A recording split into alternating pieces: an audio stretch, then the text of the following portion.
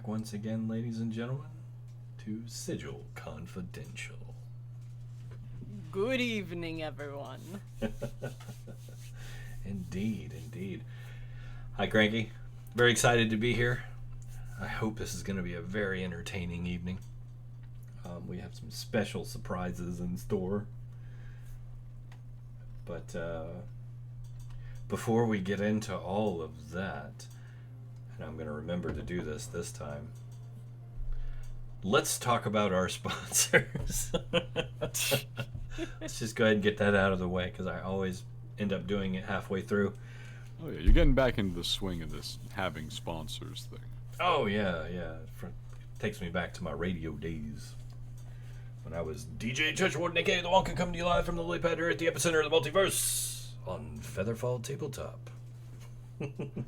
Putting the rock in your role play. Sorry. No, it's good. It's good to go back to the old ways every now and then. Of course. So, first and foremost, let's talk about Skull Splitter dice. Let's dive right in with some Skull Splitter. Of course, they are the most metal dice in the universe. And we all know how important that is, right, guys? Mm-hmm. Metal is perfection. It is perfection. You don't want to miss that. Definitely make sure you tell them Featherfall sent you when you go over there and buy loads and loads and loads of their dice. If you are feeling so inclined, both myself, the rest of the staff here, and of course all of our players are more than happy to accept the gift of Skull Splitter dice, should you feel so inclined. None of us would turn that down. Feel free to reach out after the show and we can talk. Another one I would like to definitely talk about is some found familiar coffee. If you're a gamer and you don't drink tea or coffee, chances are there's probably something wrong with you. Chances are that you may not exist. Yes. Because is there life without caffeine? That is really one of the deep questions that we could possibly get into maybe on the podcast. So I remember it vaguely. The before times, I call it. I really don't. But then, I'm from one of those older families where feeding the kid whiskey, coffee, and wine was pretty common.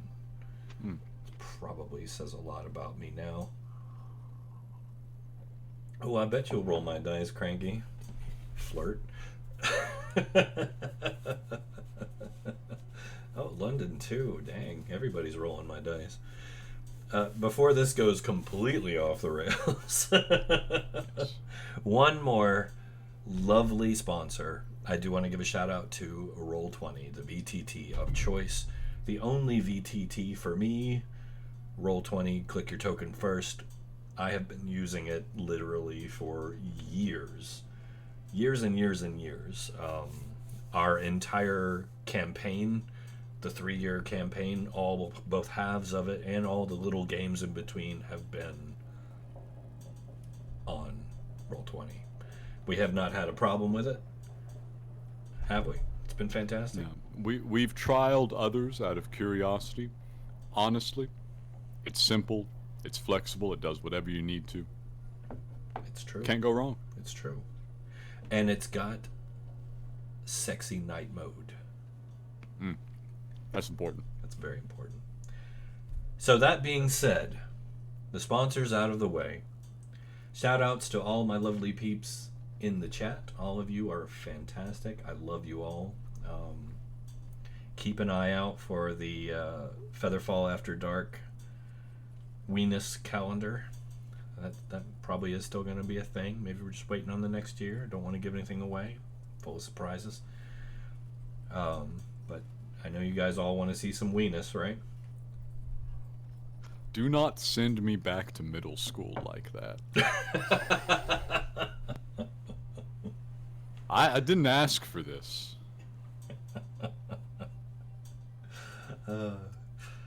We're terrible. I'm terrible. You guys are great. But that said, I believe I can hear Prim chomping at the bit for a recap. Would I be right? Right you are, Church. After you, my dear. Last time on Sigil Confidential, our crew disembarked the Whispering Gale, walking the pier floating in the phlogiston that extended far into the distance, eventually stepping out onto the warehouse district of Scuttler's Rock. As they arrived, a man took one look at the ghost and bolted. He dropped a decade-old obituary of a spirit medium, hinting at the ghost's origins before darting into a building. Inside, the self-fashioned cryptozoologist had conspiracy material related to her pinned up everywhere. And who should arrive shortly after they did but Ted and Lauren Warren, who left Sigil in pursuit of the ghost. A bit odd to see so much of Sigil leaking into the prime material plane in the space between spheres. With no time left to waste, the crew decided to save this conversation for later and head further inwards to look for libations and crew members to recruit. The fog rolled in, the streets emptied, and they soon realized they were alone. Footsteps and moist breaths preceded the angler's arrival. Little patience left for social pleasantries, Jimmy demanded that the angler hand over his people, which was promised to them when they arrived. He brought out Pohan first and assured Jimmy that the remaining two were on Scuttler's Rock, but he needed to know that he could trust a crew to travel with on a months-long journey before returning the others. He led them all down winding alleyways until they came upon a door with flaking red paint. The door magically folded into the chamber behind it after a strategic series of knocks, and they all entered into an old, nasty room that reeked of old fish, with an upstairs loft, from which the sound of a woman crying could be heard. The angler made Jimmy promise to trust that what he was about to see was not his handiwork, and Jimmy and the ghost rushed to the top of the stairs to see Watts, huddled in a fetal position. After recognizing the ghost's voice and receiving a wave of healing energy from her, Watts reached out, revealing that the entire portion of her face where her eyes were had been ripped away. After everyone regrouped downstairs, the angler decided to hang on to the final person, Zill, for the time being. Jimmy, knowing he was owed 3 on arrival, pushed him on this. When Draken made threats against the angler to get him to hold true to his word, he decided to teach Golden Boy a lesson and establish a particular pecking order by drowning him. He asked Draken to take a knee to show that he understood the pecking order, but Draken refused. As the ghost prevented him from casting a spell in retaliation, Jimmy used Kian's lantern to force the angler to respect the threat he made against him for attempting to drown his people. The angler interrupted a spell the ghost had begun to cast to restore Watt's eyes and turned to face Jimmy. He wanted Jimmy to recognize they had an understanding. Jimmy snapped back that this was an equal business partnership. He agreed to control his people if the angler controlled his bad habits. After they shook on it, the angler turned to the ghost and said that she was not to return Watt to sight. When she pressed him on why he cared so much, he stated that events were set in motion that were not to be interfered with. Jimmy interjected with, "Well now, that sounds like quite an ask. What'll you offer me for it?" With the angler having been met, the crews made good on the first half of their bet. Can they make the angler stay true to his word and keep out of harm's way? And will Watts, Pohan, and Zill be okay? Find out as we jump back into the conversation right now on Sigil Confidential, the Uncanny Odyssey. Bravo. Bravissimo. Bravo. Always so good. So this is where we left off. And here we are. Now, I believe you're still a little bit off in a standoff when we left off, yeah? We were indeed. We were kind of. We were in the middle of what I might call active de-escalation. He stopped drowning Draken, which is good. That is good. Draken is alive. He has made an ask. In his case, it sounds a lot like an assertion. Jimmy's choosing to interpret it as an ask. And Jimmy was about to demand the last of his 3. All right. Well, let's pick up from there. Make your play. All right. Now, I'm a busy guy. I'm sure Watts can survive a little bit without seeing things, much as it irks me. But only if I can send her home with some help. Pohan's good and all, but he still doesn't have thumbs, so I'm gonna need Zill. So Pohan's with you still, right? Yeah, Yeah. but I believe he's downstairs. Yeah. Okay. We're all downstairs. Yeah. Have we all returned downstairs I now? think everybody Yeah. is. Okay, so we're all downstairs. So at that statement, Pohan will kind of nudge you and be like, "Hey, you know I'm sensitive about that." I give him a pat. I'm glad just to see him acting normal. All right, so let me get this straight. You're still pushing. Partners, we don't push. We uphold ends of bargains we make with each other out of a shared interest in seeing our goals through. I wouldn't consider it a push. Surely you wouldn't feel pushed just to do what you said you were gonna do. That no partner of mine could have such low standards. You know what? I like you. I do. Despite everything that you think of me, everything that's transpired here between us, I like you. And when we get home, things are gonna change. And I want you to understand that when we cross that threshold,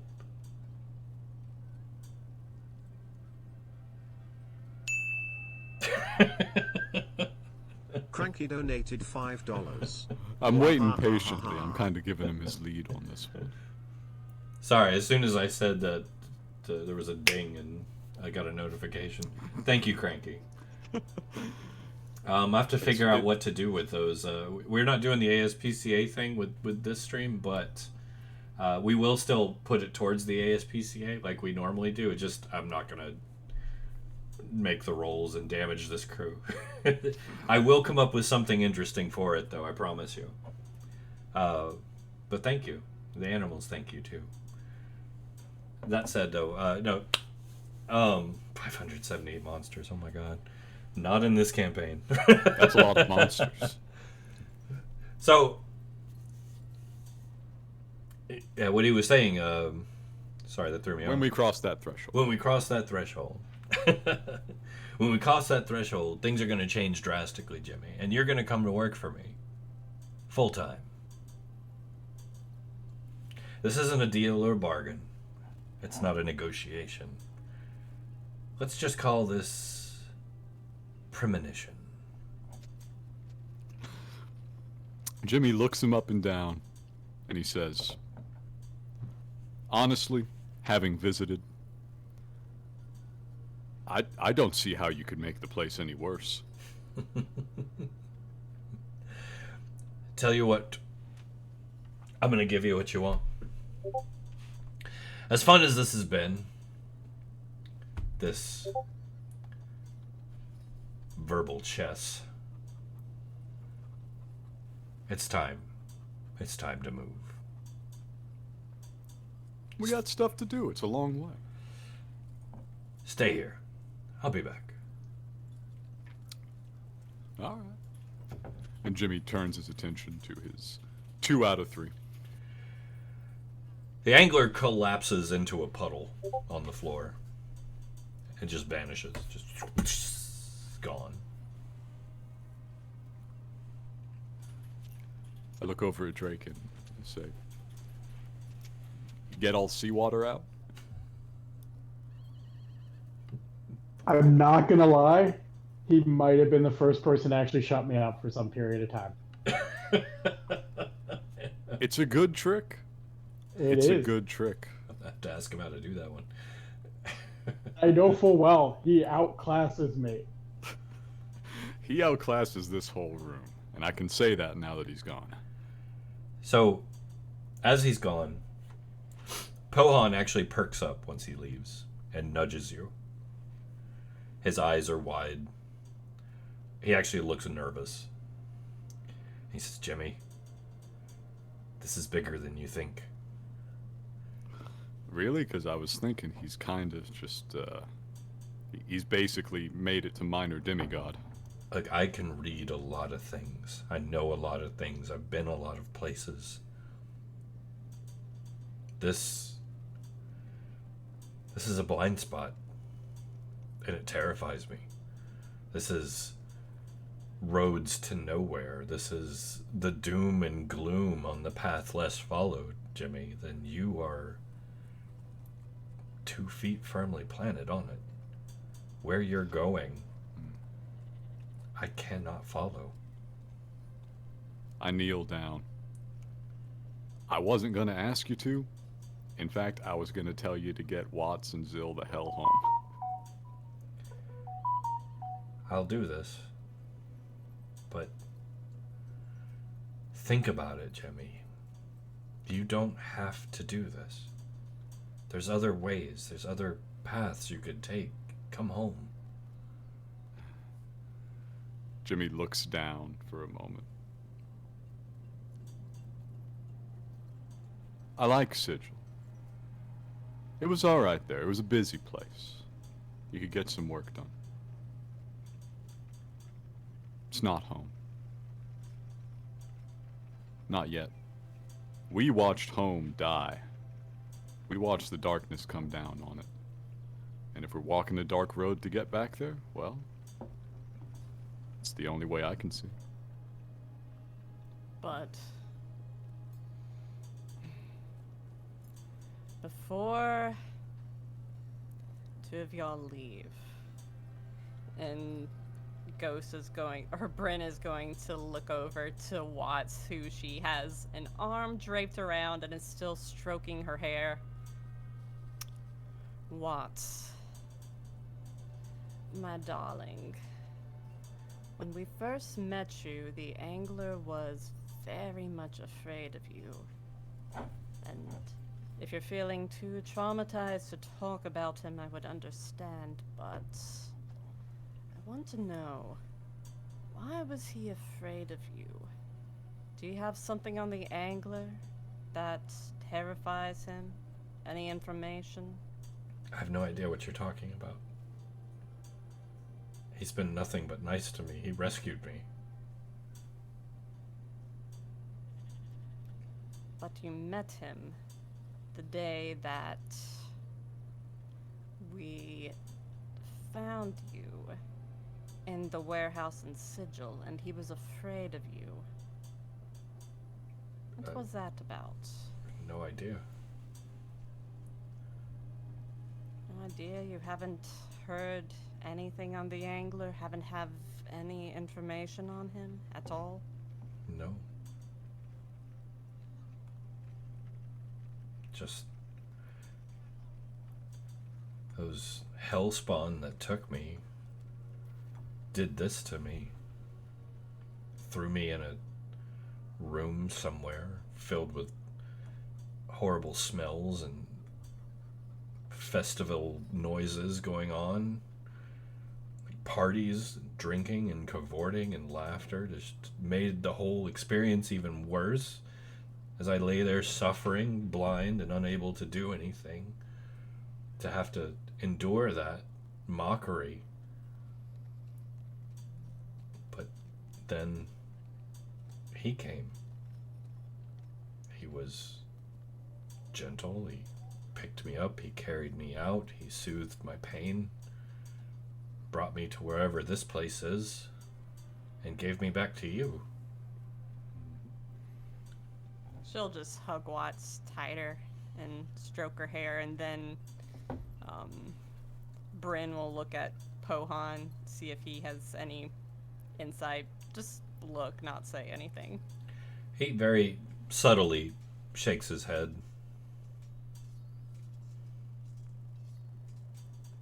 Like, shakes his head no. Yeah, he shakes his head no. Bryn will mouth the word gaius, or gaish, to Pohan.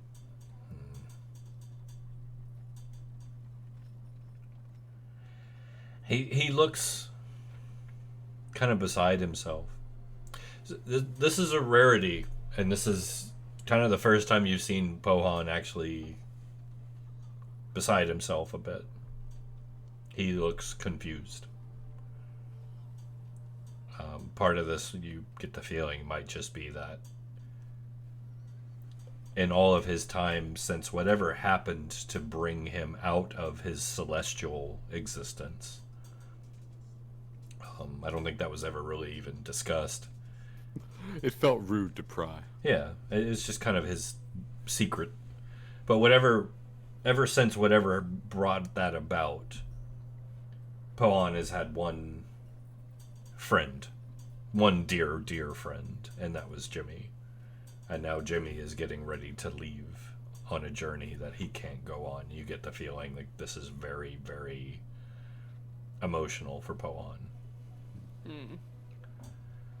Bryn will just look up in the air and blow a curl that had fallen in front of her face out of the way. Just sort of lean back, close her eyes, in a body language that says, God, what the fuck do I do about this? Jimmy sits down on the floor and looks around at the assorted motley crew. Yeah. Maybe not the job we wanted to have, but we'll have to do. Crod, are you inside or outside? I think everyone was inside, weren't you? No, I didn't go. I didn't go inside. I stayed outside. That They, was they, in they rushed by me. Oh, I don't know. Did we go somewhere else? I don't Yeah, remember. because Crod staying outside was when we were at the conspiracy theorist place. We're at the angler's place now, and we're all inside. Yeah, I think he drug everyone inside for this one. Well, Yeah. I'm looking outside the windows then. There's no windows. This is a I'd ramshackle be- shack. Dang it! Let me do my thing. Fine. Whatever. He's not doing anything. I mean, the door's not locked if you want to walk outside. I'm just saying. Yeah, no, he would have walked outside to make sure no one's like creeping up and like trying to All right. be weird, I suppose. So, as you push open the door, you're met, almost surprisingly, by a fire genasi in like full plate mail armor with a huge sword on his back. He kind of starts, looks down at you or eye to eye with you. I don't know, height differences, but he's dragging along another genasi who's shackled.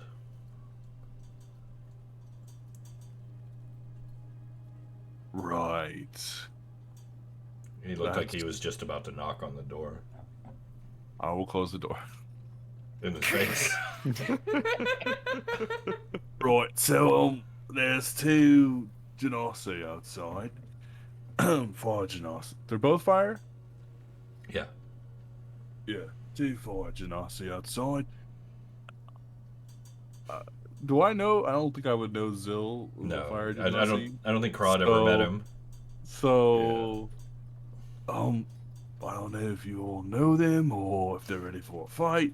One was shackled though. Was one of them blue?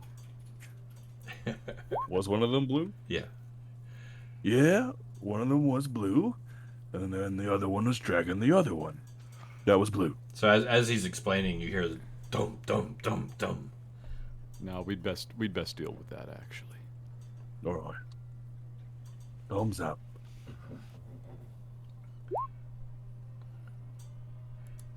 Are we opening the door again?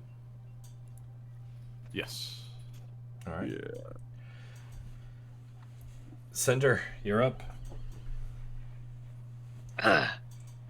Yeah, so Cinder obviously is a fire genasi. He's not huge, he's only about 5'9", so yeah. But he's stunningly handsome with beautifully fiery eyes and fiery hair that's wandering all over the place. He's just not really saying anything right now, he's just kind of staring intently. Smoldering. Yeah. I look at him for a second, then I look round the back of him. There's Zill. He's okay. He's got some bruises here and there, but aside from the shackles and the fact he looks completely dejected, he seems okay. I'll stop leaning back. First, I'll say, "Hey, Zill, you all right? Still in there?" Yep. Yep. This is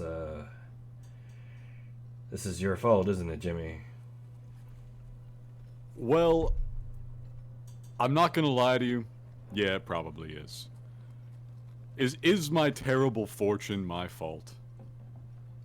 Let's go with yes, actually. You're like a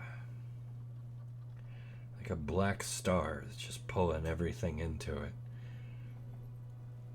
No fucking kidding. I'll stand back up straight and stop leaning around him and look at Cinder, who I've not been introduced to yet. I need that guy. Here's yours. Oh, good. Thanks. I was expecting more trouble. So, Cinder, that will be the end of your obligation. You were just hired to deliver, basically, to guard and deliver. Cool. Now that he's yours, my bond is done. Good. Sort of slimy guy. Put you up to it. Yeah. Cinder nods. Very slimy. Yeah, that's him. That's him. You got the keys to these? Puts his hands in a few of his pockets and hopefully finds some. Your call. I don't need keys. Let me at him. I'll pick the hell out of that lock. Easy work.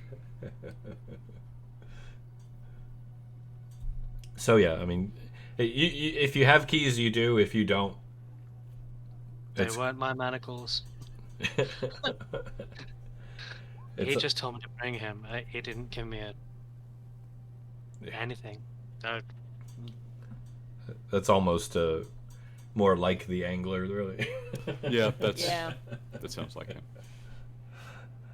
So yeah, Ratt comes over, makes short work of him with his APT. Good. All right.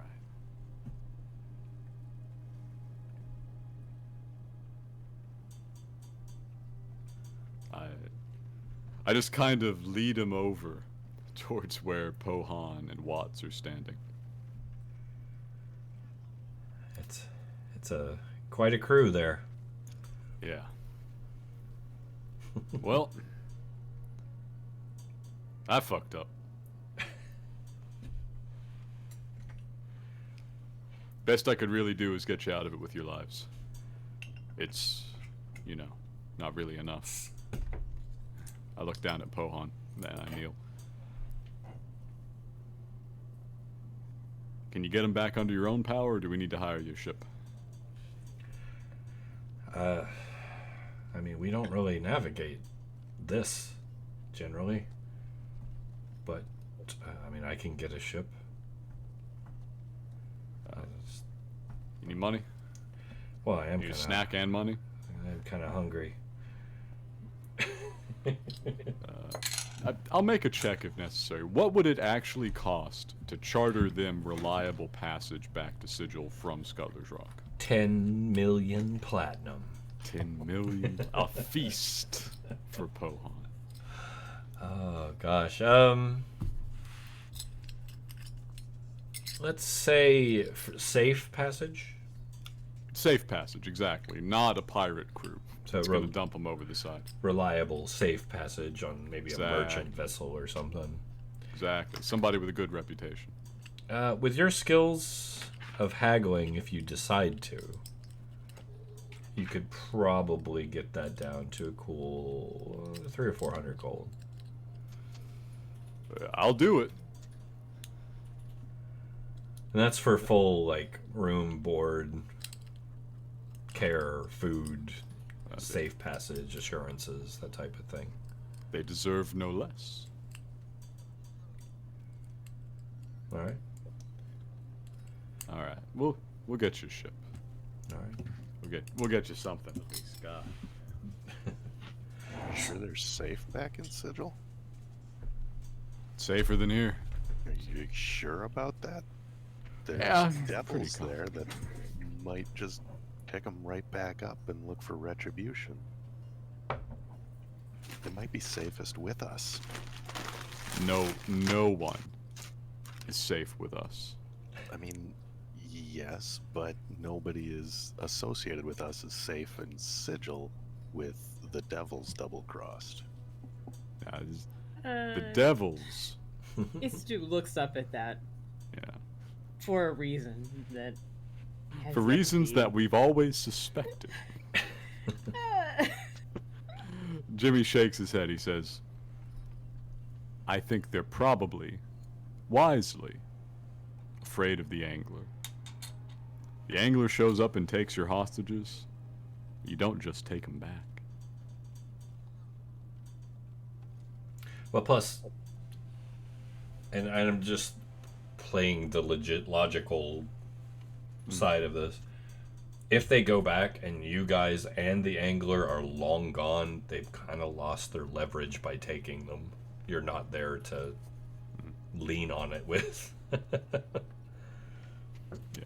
it's not leverage anymore doesn't mean it's not revenge or... Well, these remember what you're Oh, dealing loose with, though. ends or These These are the devils, not Yeah. the demons. yeah, if they were demons, you'd be damn right. They would wreck anything that came They'd back. be burning the shop down as we speak, just for the hell of it. But these creatures exist on a very strict code of conduct. If one of them gives you their word, they will keep it. And they're not going to go out of their way to do evil with no profit. They do evil very specifically with profit. Yes. So that being said,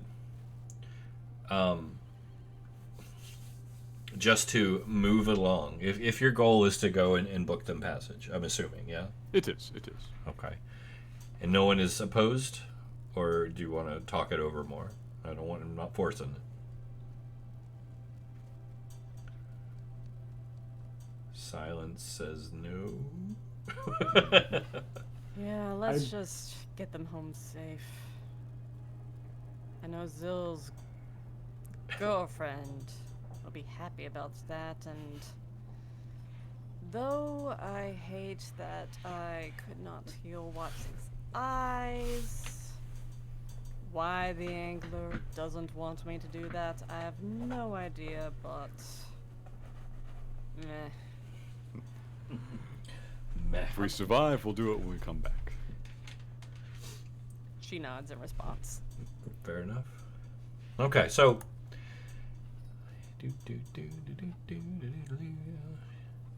Pohan, just help Watts out. Be her seeing-eyed dog as much as you can.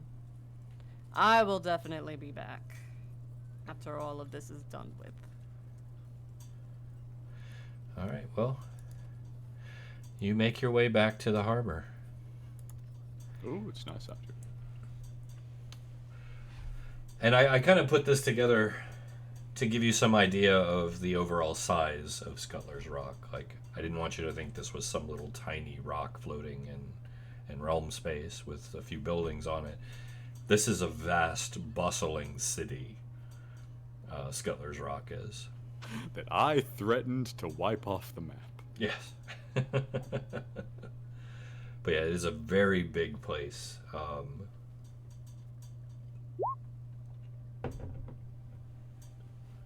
So yeah, this is basically, we'll say, a vista of the harbor. Okay. In the distance there, you see one of the, you see the prince's castle that rules over the place. There's also a religious district and various embassies for some of the more prevalent races. You don't really know much detail, so I won't go into too much detail. We're going to use some theater of the mind as you explore. But main thing I wanted to put out there is this is a vast city. There's a lot of stuff here, depending on what you want to look for while you're here, if you do.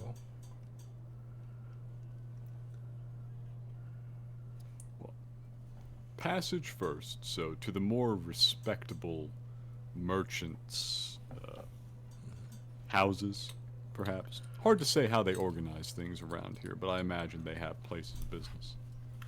There are.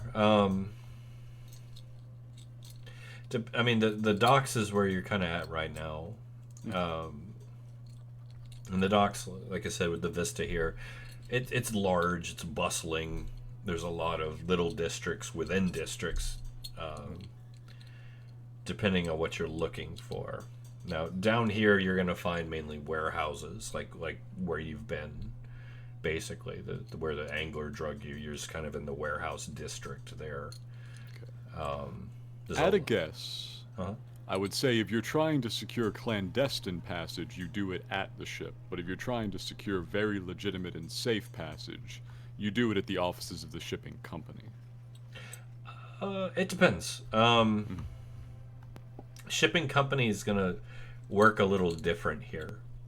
There isn't one designated shipping company. There are embassies for the various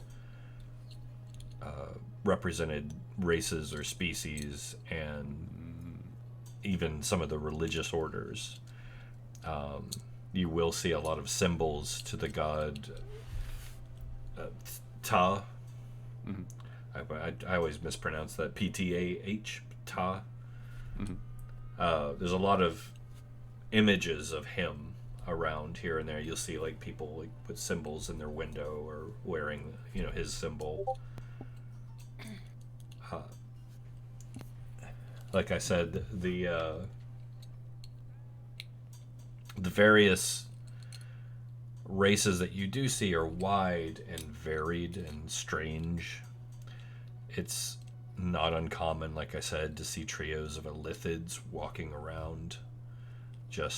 And like, as people give them a wide berth often, but for the most part, like, they're not running and screaming from them like you would expect. There's people walking around and like khakis with pith hats they look like big hippopotamus people.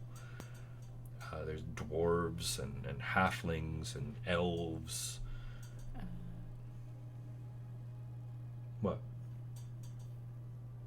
you got? Khakis? What's the weather like there? Like, is it hot? It is a steady constant 72 degrees Fahrenheit. Oh, God, it's so hot. Istu takes a few steps over to Cinder and then closes their eyes like a snake in the sun. That's right. As we're leaving out, I'm going to size Cinder up, actually. All right. Probably looks like a capable fighter. Yeah, you could say that, yeah. Just from the carrying around a sword like that confidently, you're probably able to use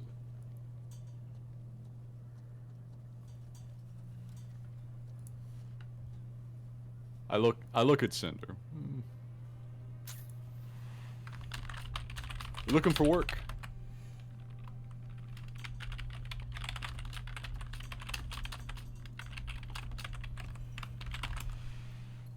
Are you foolhardy? Are you known for making bad decisions? One could always say anything about that, but probably. Would you like to make another? Excitement is welcome. Alright. Well, we're about to get onto a boat with the slimy fellow that you met earlier and travel halfway across the multiverse and crack our way into a sealed off crystal sphere that, as far as I know, is full of really nasty stuff. Did any of that appeal to you in the slightest? Except for the slimy one, sure. You tag along. We'll work out pay. We'll figure out pay as we get to the ship. It's fine. All right. So, to speed things along a little bit, Yes. securing passage is not a difficult thing.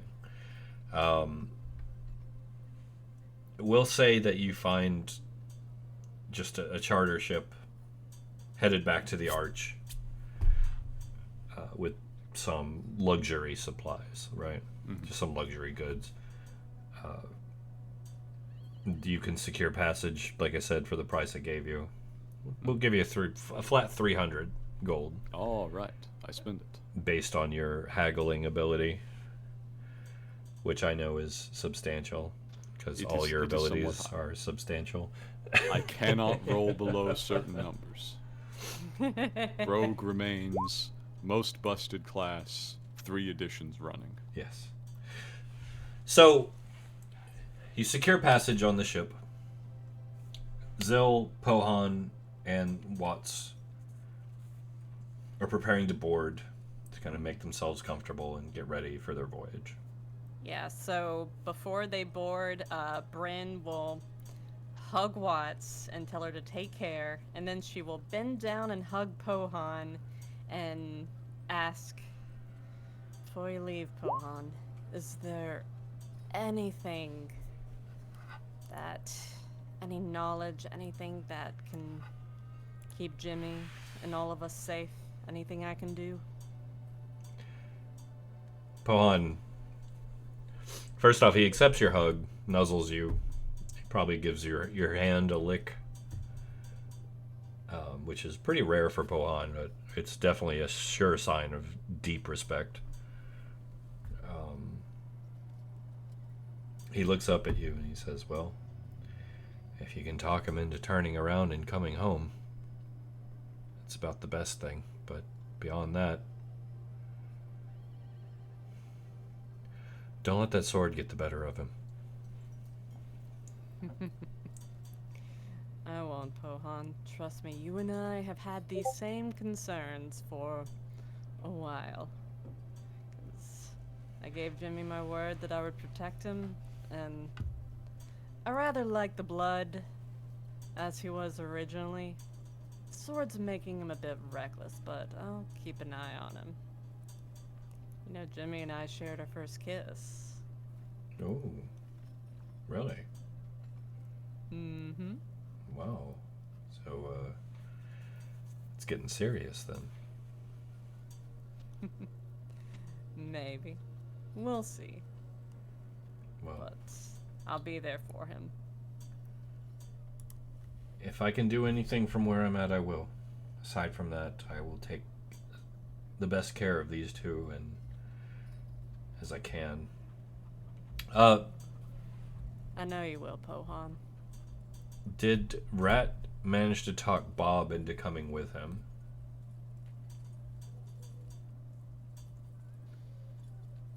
Believe so. I thought you guys had brought Bob. I thought he would have been useful. Okay. Yes. He might want to go home. Just remember where you're going with Bob. Yes. We're already there with Bob, technically. Yeah. But it's gonna get more dangerous by the second forever. Yeah. But I believe Bob was actually riding with me, strangely enough, so I produce Bob. Okay. I say, looks like there'll be a bit more company around the house. You want to head back to the old stove? He's just got everybody. He's got the sword. He's got the bird. I have collected a menagerie here. 15 different people over there in the same spot. He's got you guys too. It's a really my God. dense 5-foot square. So yeah, Bob will happily go home. Honestly, the more this goes and the deeper it gets, the more Bob's like, "Ooh, I miss my stove." Bob's a bit of a homebody. I'll say farewell to Pohan as well. I kneel down with him. I say, keep him safe. I'm coming back from this one. Alive. Jimmy. Properly, I think. Jimmy. Yeah, Pohan. I don't think you are, buddy. I'll smile at him. It's more of a warm smile than the intimidating one. And he says that with a touch of sadness. It's not like a threat or well, you know, it's Pohan. You can tell, like, he says it out of concern. Like, he really doesn't want you to go. He does not believe that you will come back. Bryn wants to catch Pohan's eyes, reach into her pocket, and she's going to flash that little diamond. That little 1K diamond.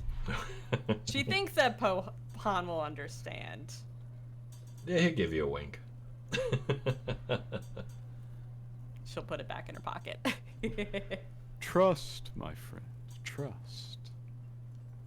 The odds are turning in my favor at last. All right.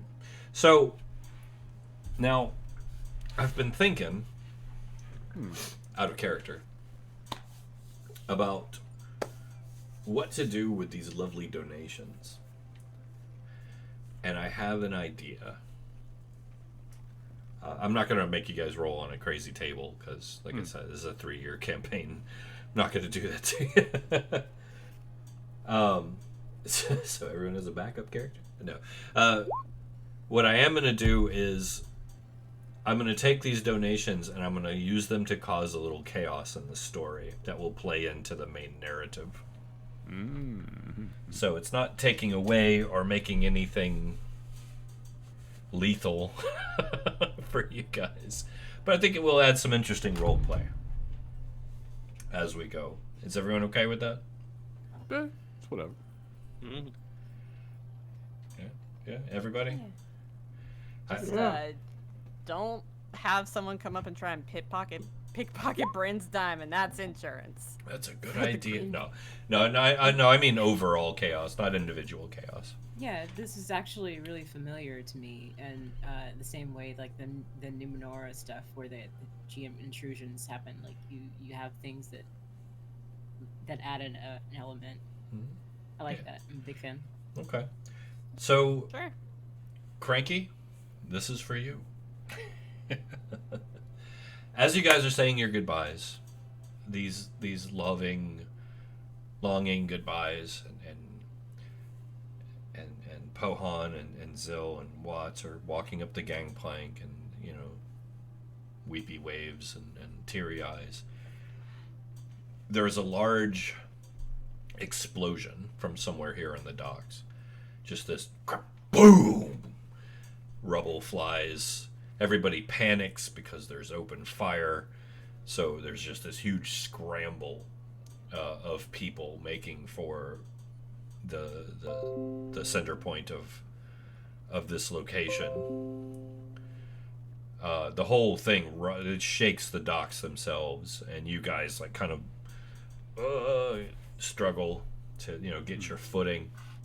Now, I do want to say that the docks, when I say the docks, right, these are long piers that jut out straight from the asteroid.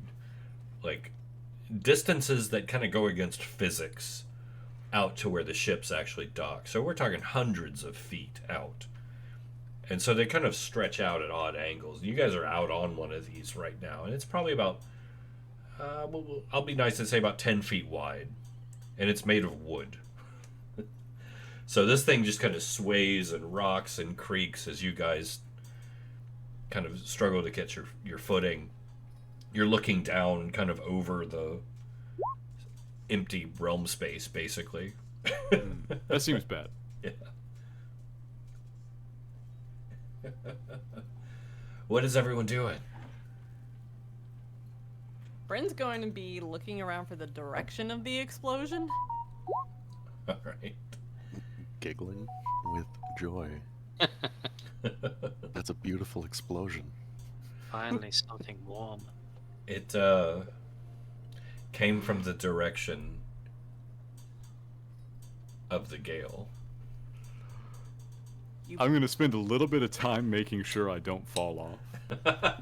I've had experiences with this before. I didn't enjoy them. I'm not going to make anyone roll for this to make sure that you don't fall into the phlogiston. Bryn is going to snap her head over to Ratt and Cinder, What? I didn't guess. do it. Now she's just going to say, "You Burks, why are you happy about watching an explosion that came from the direction of the gale? Well, look at it. It's beautiful. It's beautiful, but how do you expect to get back on our ship if that was our pier that just blew up?" It probably wasn't our ship. It's fine.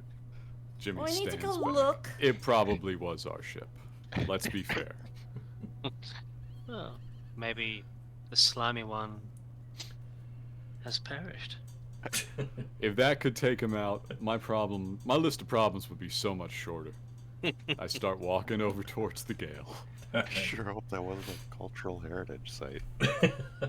Kinda dejected. The gale that itself mimic is old enough. It probably is a cultural I was heritage gonna site. say It's the on some gale lists. itself actually is kind of a TBH. cultural heritage site.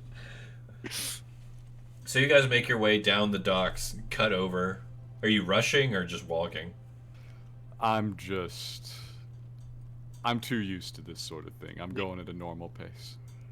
All right. So as you make your way down off the wood of the dock to basically the shoreline, we'll call it the shoreline, and you're making your way around to where your docks would have been. Like, people are just bustling, throngs of them, but carrying buckets. Some of them are like readying spells. A couple like have spell books out. They're like, where's create water?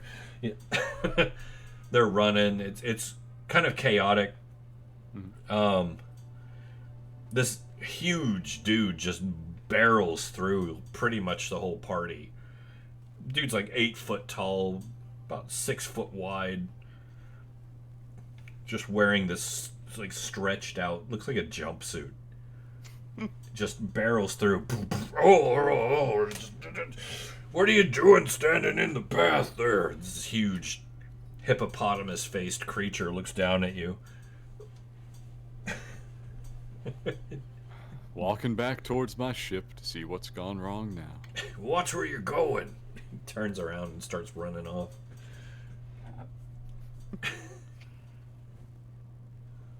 They get so excited around here. I guess maybe if I lived in the middle of an explosive expanse of this nonsense, probably I would be too.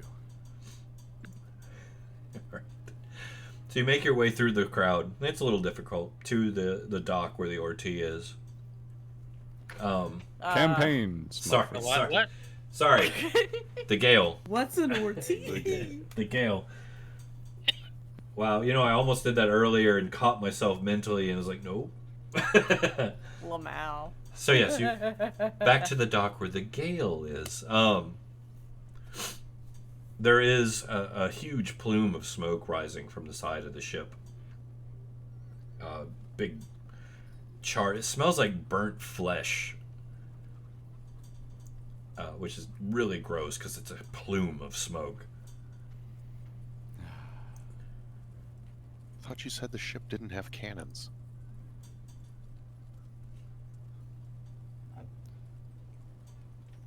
I don't know what the ship has, honestly. It's got a mouth, may have anything. Got a hole in it now. Not for long. I'm sure it'll patch itself up. So you make your way back to the gale? Yes, gonna be so there's a hungry big plume of smoke coming out the side of it. Is there anybody obviously around the ship? The 'Cause- Shanakesians are swarming over the cross of it, over the top of it, like ants. Oh, they're back. That's good. They're panicking. They're throwing water on it. They're trying to shove people away from the gangplank. Like, get off our ship. Some of them have muskets out. Actually, a lot of them have muskets out, but you can tell that there's some timidness there. Like, they don't want to use them.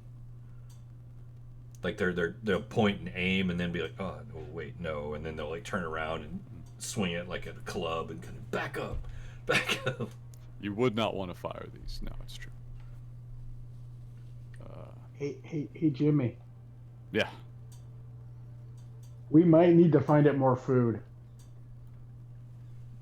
Shit, I really hope not. But I'm just thinking it might need to replace that part, which means it might be hungry.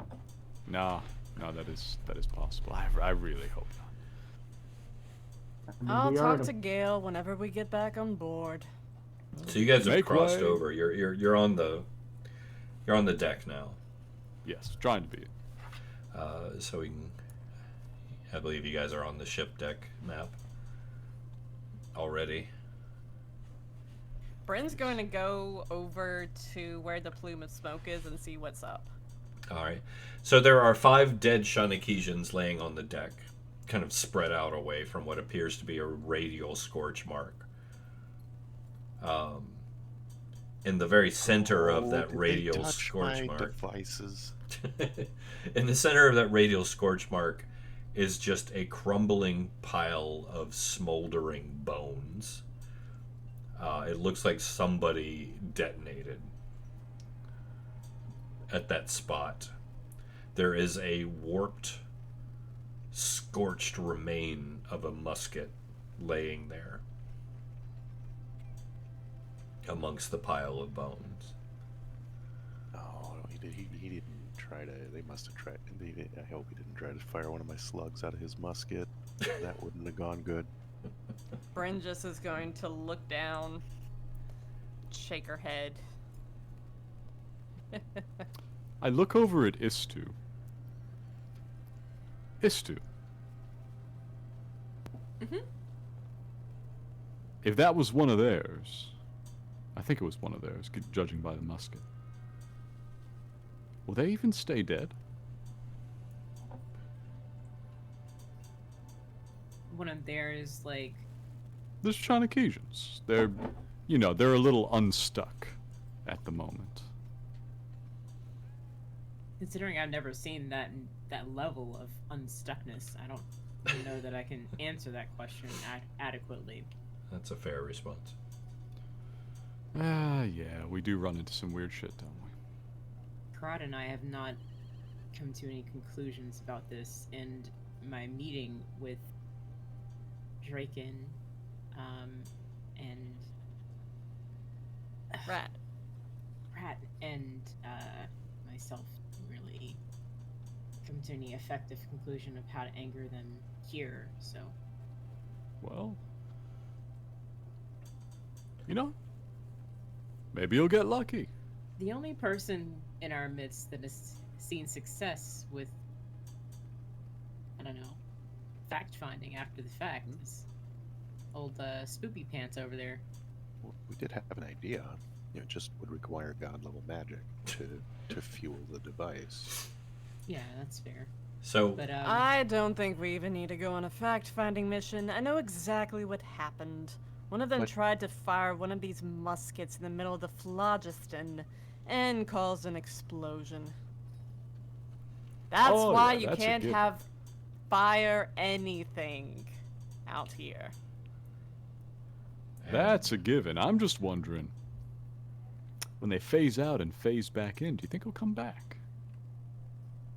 I suppose we'll see. Actually, would Bryn know that or have an idea because she got this?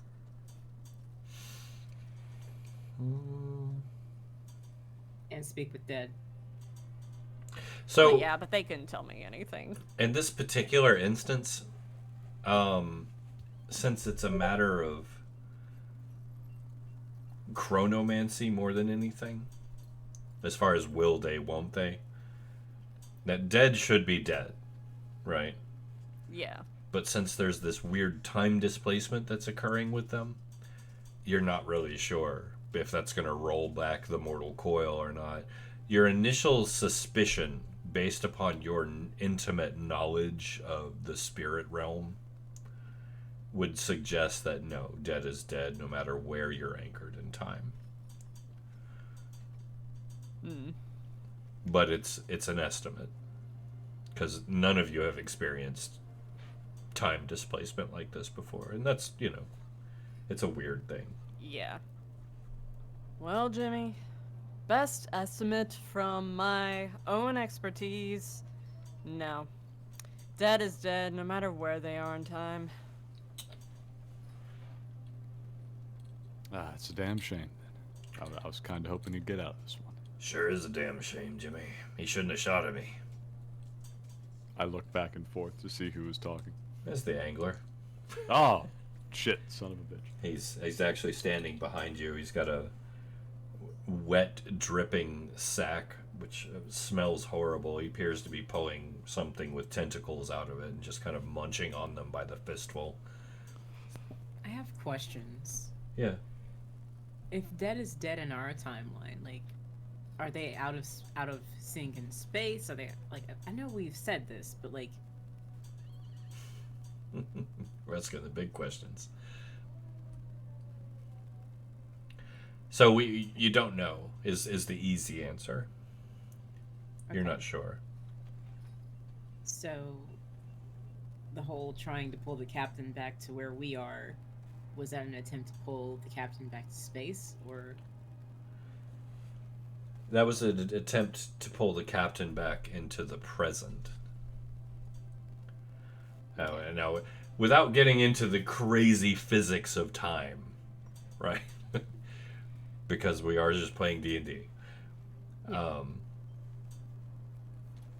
We're gonna say that time is for this instance, for the way that your magic works, is a linear thing. For everyone, not just for us. Okay. Yeah, it's just for sake of ease. Yeah, got it. Yeah. True. Fair. So he kind of laughs, slurps down another fistful of this horrible, disgusting smelling tentacly mass. He looks like he's just loving this. He's just sitting there watching everybody freak out, watching the smoke, kind of cackling every time he looks down at the remains of the individual. Yeah. For several reasons, I'm gonna have to agree. Shooting at you is a very bad idea.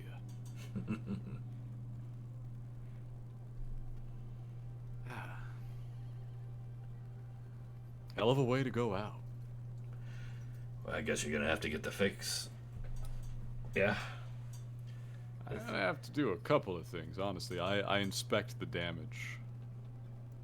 Sizable hole. Shit. Well, given the nature of the vessel, I doubt we can just patch it with wood. How gross. sizable? I think you and I had the same thought process. It's probably a good 15 to 20 foot across. You can actually see down into like 2 different decks. Yeah, Okay. Jimmy. Does the ship require live food? It's a good question. Are you thinking what I'm thinking? That we have 5 delicious dinners for it right here? But to Jimmy, like, trying to get the ghost's attention, she is going to look back and say, "Yes, Jimmy." Can you go ask the ship what it usually does about this? I'm not sure anybody else here could figure it out. I have an idea, but I'll go ask Gale. Go ask Gale. Go find out. So she'll walk back to the helm room, and she will put on the helmet. Does that give her a connection with Gale? Yeah, Gale is unhappy. So yeah, the first thing that you sense, you put on the helms, and it's just right away. You're kind of hit with the pain. It feels like your shoulder has just been blown wide open by fire. So it's this scorching sensation. It hurts like hell. Yeah, Bryn will reach her hand over and grab her shoulder and say, "God, sodding," and then she'll think, "Gale, what do we need to do to patch you up?" Find me a cleric.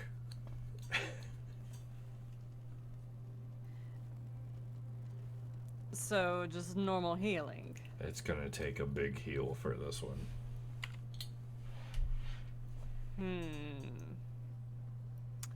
Well, let me look at my spell list real quick. She's going to take the helmet off and walk back over to the hole. Let me look at my shit real quick. So, just to simplify, this will require the actual spell heal.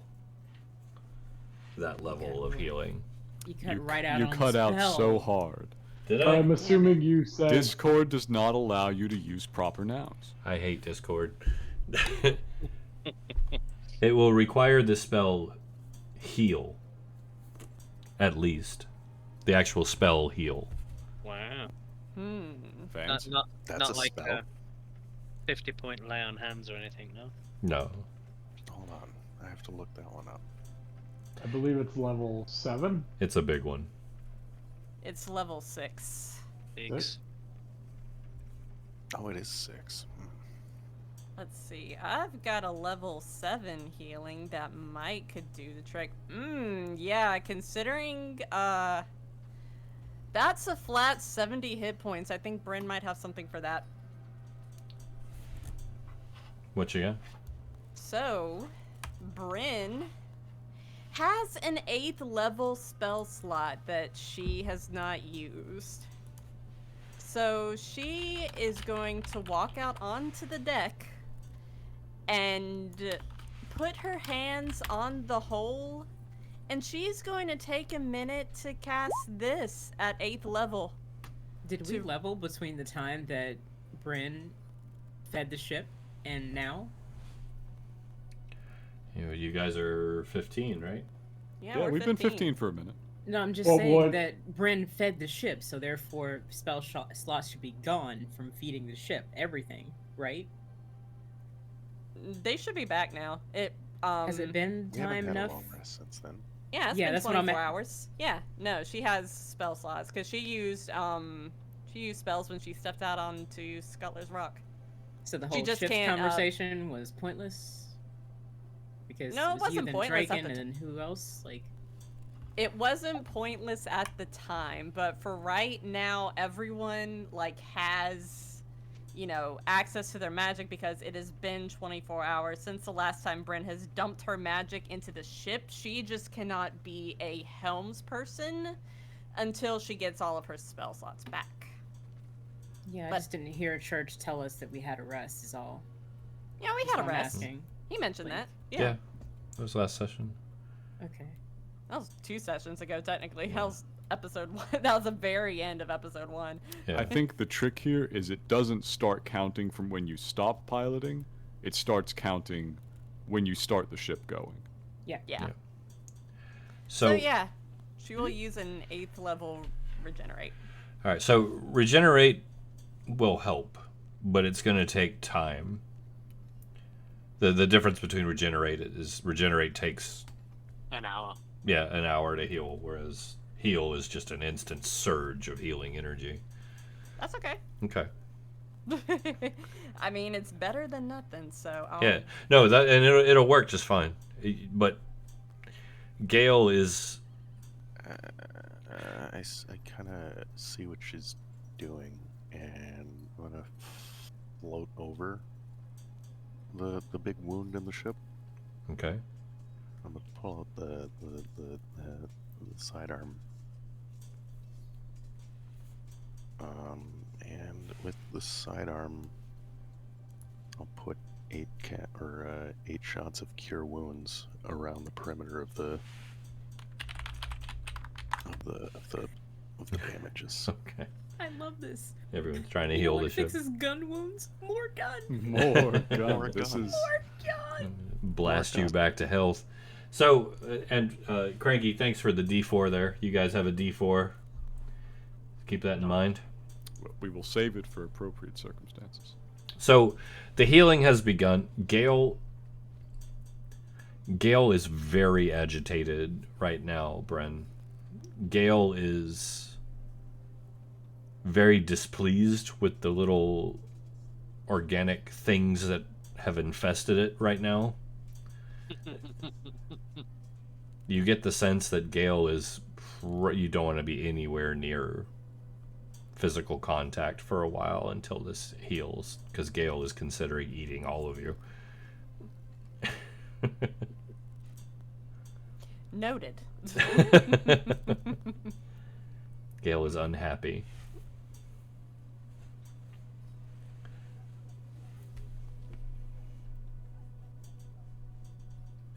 Well, maybe we should go to a pub or something and wait this out.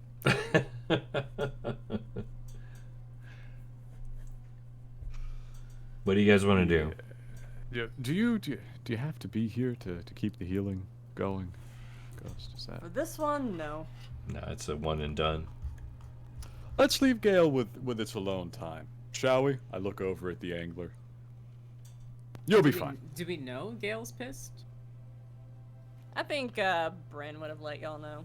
Bren, Okay. your connection doesn't sever when you take the helm off. Remember? Oh, it doesn't? Mm-mm. Did You not know that. you have a stronger connection and can expand your senses through the ship when you're wearing it.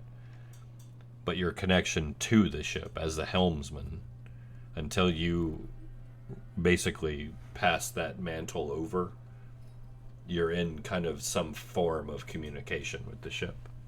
And Brent didn't pass it to Draken when Draken was pilot? Yeah, that's she. She just put the helm on. Yeah, Okay. she put the helm Right. on to communicate with Gale whenever they got back on. So okay. I haven't piloted yet. Oh, sorry. Hmm? But regardless, she would have said so. Yeah.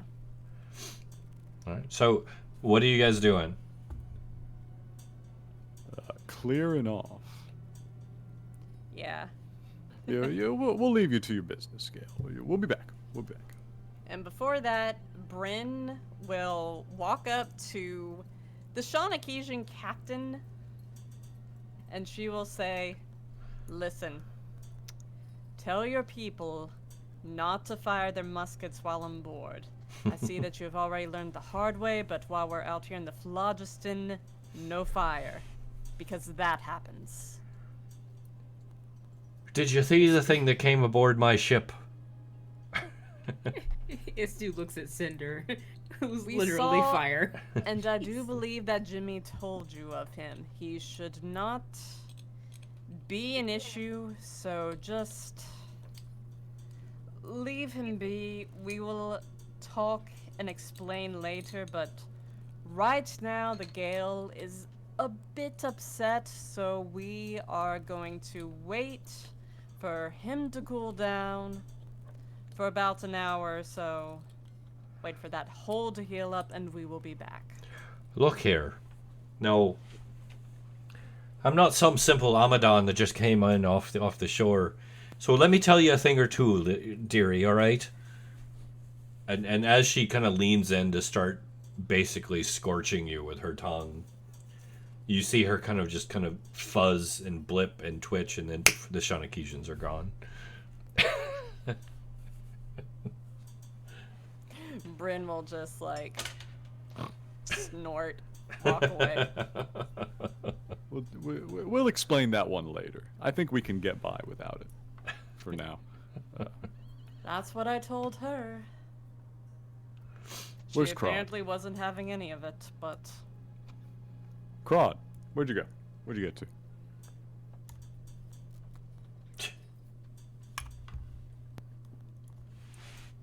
It's true, Cranky. Passengers inside are just pocket bacon for the Gale. That's right.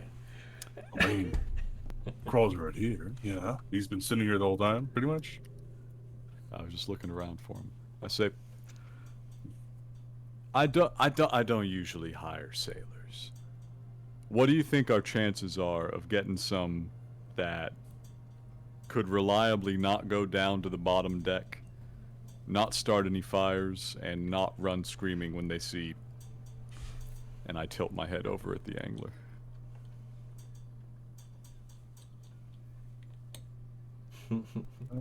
Well, I'm gonna just do this because... Okay.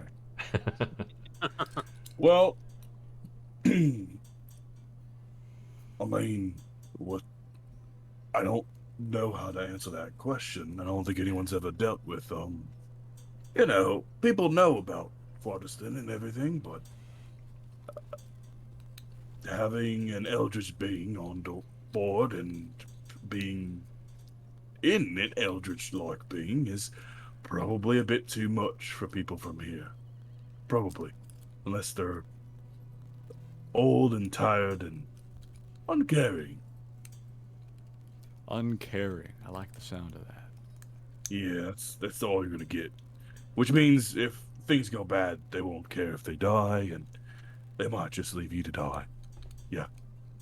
If I'm relying on a bunch of sailors from Scuttler's Rock to keep me alive, I'm already dead. You've seen what I'm up against here. Yeah. Yeah. Church, how many does this ship crew again? Oh god, you make me look that up, aren't you? You're the only one who knows. What was it? It was like 50 or something, right? It was a pretty big number. I think it was 15 to 20. 15 to if 20. I remember right. It was 20 to 40. You might have to look. Let's go with 20. That seems to be the constant. Let's go with 20. All right. So. Do I hear 4? 4? 4, going once, going twice. So we are not 20, sadly. No. Min max is 2040, so There we go. Ghinkgo is actually right. Bravo, Ghinkgo. Sorry. So let's go with 40. No. No, that's not. So 20, 20 to 40. Let's go find a lower realm or something, and keelhaul us a crew. All right. Jimmy's sword hand twitches for a second. He says, "Don't tempt me." I mean, we can pick up some food for the Gale while we're there. Oh, Jimmy. Now we're talking. Let's go rope us some scallywags. He's trying to hold back. You know, the basket of me hill down here is great for braining some mindless little swag out of the pub. Crack him right on the back of the head. We'll drag him back here and put him to work in chains. Bryn is going to grab Jimmy's sword hand and look at him. This would be a great time to make me roll an ego check. Go for it. I forget what the roll is, though. You'll have to tell me. It's your intelligence versus his ego. All right, and I think I've got a plus of some kind from Cinder's mere presence. He does have the. He has an aura of some kind. How much is that plus? 2 auras. It can't be frightened. +5 to all saving throws. Okay, +5. And Bryn will hit Jimmy with one of these. And guidance. Roll a d4, okay.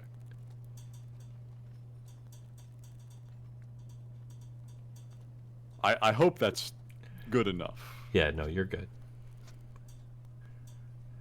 Although I don't think guidance affects saving throws. This would It does technically be not. a saving throw. Oh, okay. But that's ability fine. checks. It That's does fine. say ability checks. I swore you said intelligence check like a minute ago. so It's that's fine. basic. It's a save. That's verbiage on my It's a part. save. But still, he still made it. It's all good. Yeah. Blackjammer has a +2. I rolled a 15. He rolled a 15 natural, so you're good. We're set. You managed to kind of shake it off. Oh, okay, it's fine, it's fine. What's the money good for, anyways? They'll be riches enough. Yeah, you bastard. Find me a new hand to wield me. I look down at him and I say, "What? You want to come out? Our friend's still here." Maybe later. All right.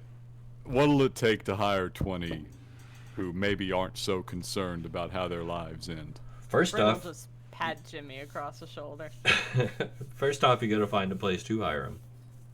You know, we're on a very heavily shipped location. I'm sure we can figure that out. I'm asking Crod specifically what he thinks wages for a sailor of this category might be. Well, I think last session we decided that Crod's knowledge of here was limited based on the rolls he made. He's not necessarily that familiar with Scuttler's Rock, but he does know what you pay a sailor. I mean, yeah, he's worked as one before. He's traveled throughout. He should know what it's like to be a sailor on one of these kind of ships. Maybe not this specific kind of ship, Not but if we this kind, pretend it's a no. normal one. Yeah, I mean a normal one, but I mean you're gonna have to offer like probably multiply it by about 2 times, or else they're just gonna leave once they come on the ship. A standard pay for a non-specialist sailor is 2 gold per day. I feel myself bleeding. Standard pay for a sailor. What would you do for a drunken sailor? What is the rate lower for a drunken sailor? I'll take a drunken sailor. Maybe. You have to go out and find out. All right. I mean, if the ship eats them in the end, then you don't have to pay them. Dang. Oof. There's something about Is2. Yeah. Is2's gonna fit in real well where you guys are going. All right. Is this surprising to anyone? Not at all. So do you guys want to go out into the city? Into the warehouse? Down to the docks? What do you wanna into do? the city. We need to find a decent place to take on crew. Right.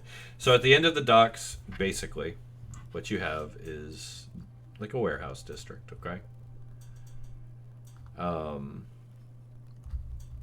Just ramshackle buildings like the ones you met in met it with the angler in. They're crappy. They're run down, dirty. A lot of not sailors but dock workers. You know what I mean? Laborers, that type of thing, roaming around, loading, unloading, moving parcels here and there. There is a large lane immediately behind the warehouse district, and then the city proper kind of takes off from there into various districts.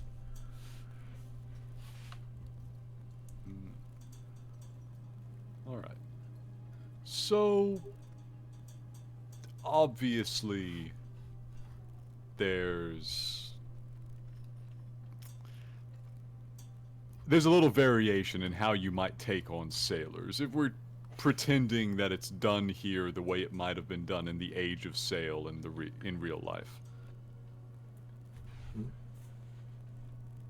It's not terribly different, but yeah. Yeah. So one thing I do remember that might help us out. The crew is paid when you reach your final port of call. Well, according to Raw, sailors They're are required paid 2 to pay gold by the per day. day. Well, I mean, they're aboard the ship. What are they going to spend it on? I mean, if you want to withhold it till they get there, they're probably going to be less motivated, less loyal. That's entirely possible, yes. But that's up to you entirely still. So are you working through the... Tell me where you're going. Let's start there. So, I will confer for a moment with Crod and with Cinder, as a matter of fact. Because Crod is a sailor. Cinder, has probably been here for a little bit longer than us. That's the hope I ask. Mm-hmm. You've been on the rock long, Cinder.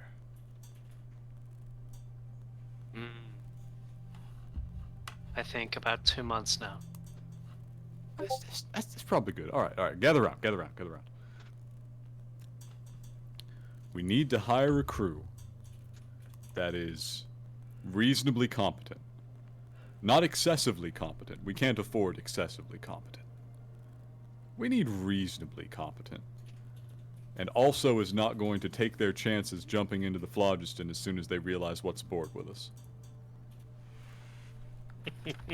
Now, I'm a bar sort of guy when it comes to hiring muscle, but this is a slightly different situation. If that's the wrong place to go looking, now's the time to tell me. And I look back and forth at the two of them. I will speak honestly. It has been a long time since I've met anyone I consider competent. Well, today might is not have that high day. Well, see, like I said, you're gonna need to pay them a lot more, or find people that don't give a shit. But no, typical person, the chances of you finding anyone like that is probably pretty low. Except for this one right here, apparently. Mr. I'm better than everybody. He's an exception. If he takes the angler's coin, he's tough enough for me. Welcome to the Salty Spittoon. How tough are you? Exactly that tough. Alright, here's the plan. I hustle Draken over as well. We're gonna get someplace crowded with sailors. Me and Draken, we're gonna start up the spiel. We're gonna try and make our lives sound exciting and interesting instead of horrifying. Mm-hmm. Now, I'm gonna need you two, but especially you, Crod. You be circling the crowd. Look for people who do not seem like they're terrified. How much gold you got on you, Jimmy? I raided the stores before we came out. I got about 900 left. Because we could also go in about how we just got a big salvage, and we can spend a little too, showing them that we obviously just got rich. Are you guys having this conversation on the docks? We've hustled ourselves together, away from prying ears. Okay. All right. So, like I said, we go in, you buy a couple drinks, excited, send a little gold, entices them to think we do that.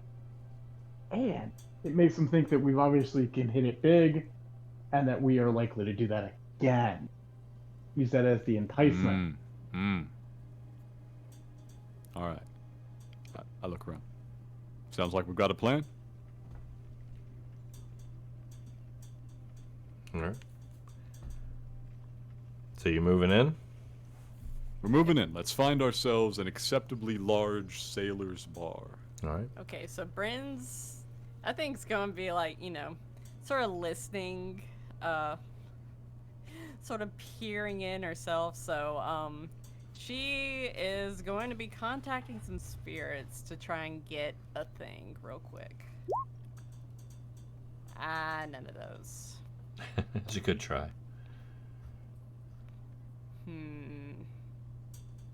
I'll burn another. God damn it. Never mind. It's all good. All good. All right, so you begin to... Phantom of those. It's all good. You begin to work your way through the warehouse, right? Yes. All right. As I said, it is a bit bustling. It's busy. There's a lot of dock workers coming and going. Nothing that really sets you off or causes you any grief or anything aside from getting in your way from time to time. But you breach out into the main lane beyond the warehouse district there, right? And the lane itself is broken cobblestone. It's almost gravel. It's been just beaten to death basically by heavy traffic. But it's smooth at the same time. It doesn't hurt your feet or anything. And you make your way through, and the very first thing you come across is a larger district right there. The houses there kind of seem similar in the way that they're made. There's a uniformity to it, one that you don't recognize. The local architectural style.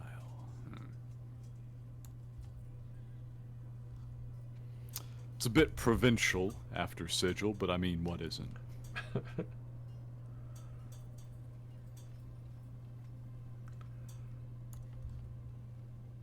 So it seems we've wandered into a residential district, perhaps accidentally? Or is this still a heavily market sort of area? I wouldn't say it's necessarily market, but at the same time, it is busy. I wonder. What do you wonder? If maybe there's a different way around this scenario. You said there were a lot of, like, embassies? Mm-hmm. There's one here. I'm wondering if there might be, like, some...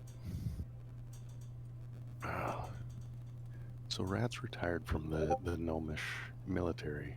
I'm wondering if they might have an embassy here where he could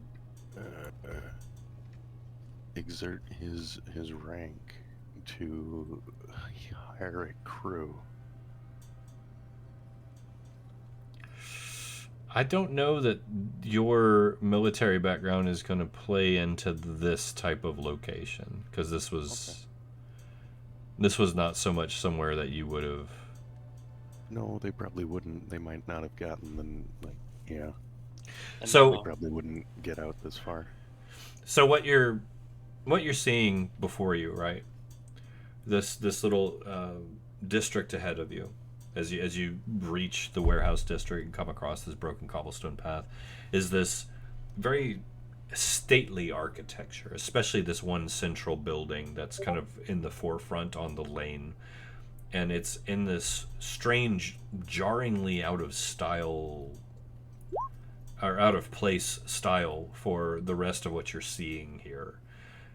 So what you're looking at is this beautifully lacquered wood, stained like reds and blacks, with these golden dragons, crouching at the corners of the building, and like this snarling bronze foo beasts on either side of the doors. The people around are dressed in very fine silks, and they have a style that you're unfamiliar with entirely. They're the way they carry themselves is very formal. They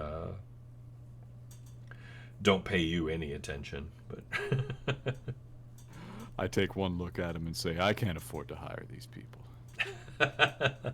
These people have actual lives.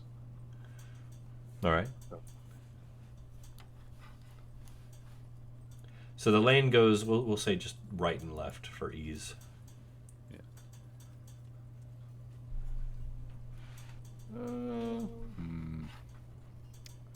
Which way leads towards more docks, because usually sailors live in these semi-contained swaths of the city. They're not going to travel too far away from their ships or their lodging to be drinking.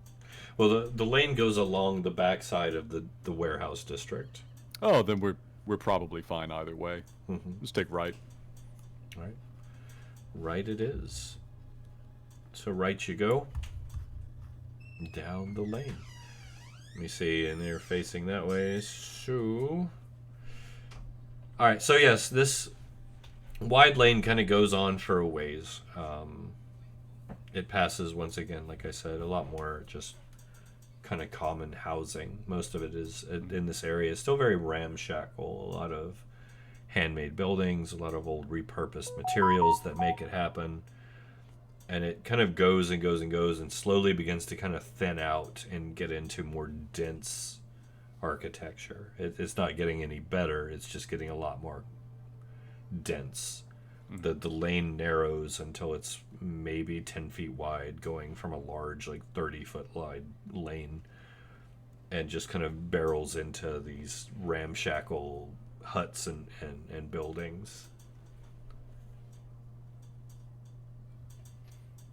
I don't know whether that's good or not.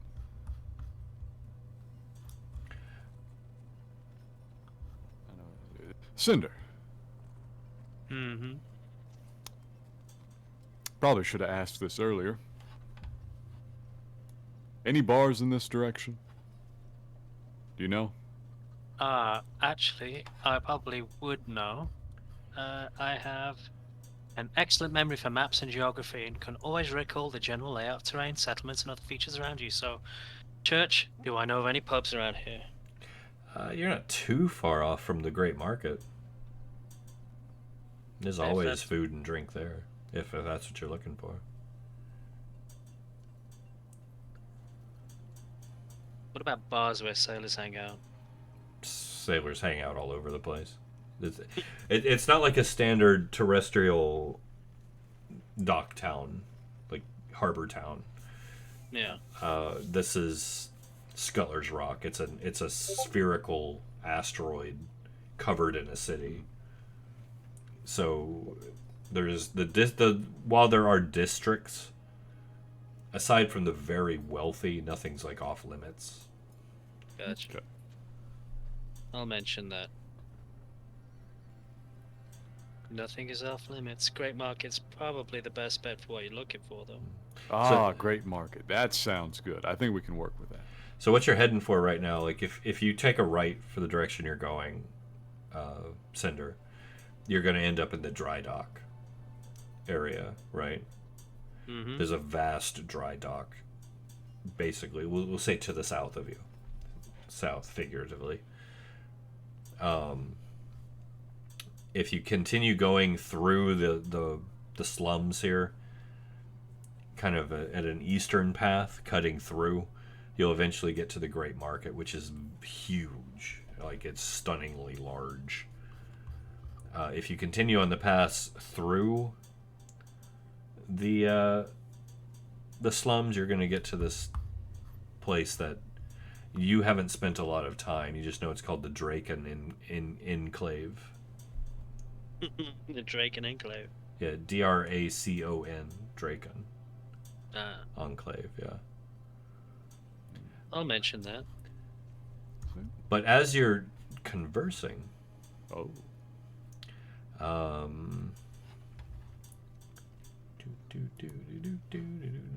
as you're conversing, I love using random encounter tables. It makes this so much more fun. Everybody loves rolling D6s. D6s happen in chat, and everybody's confused and scared.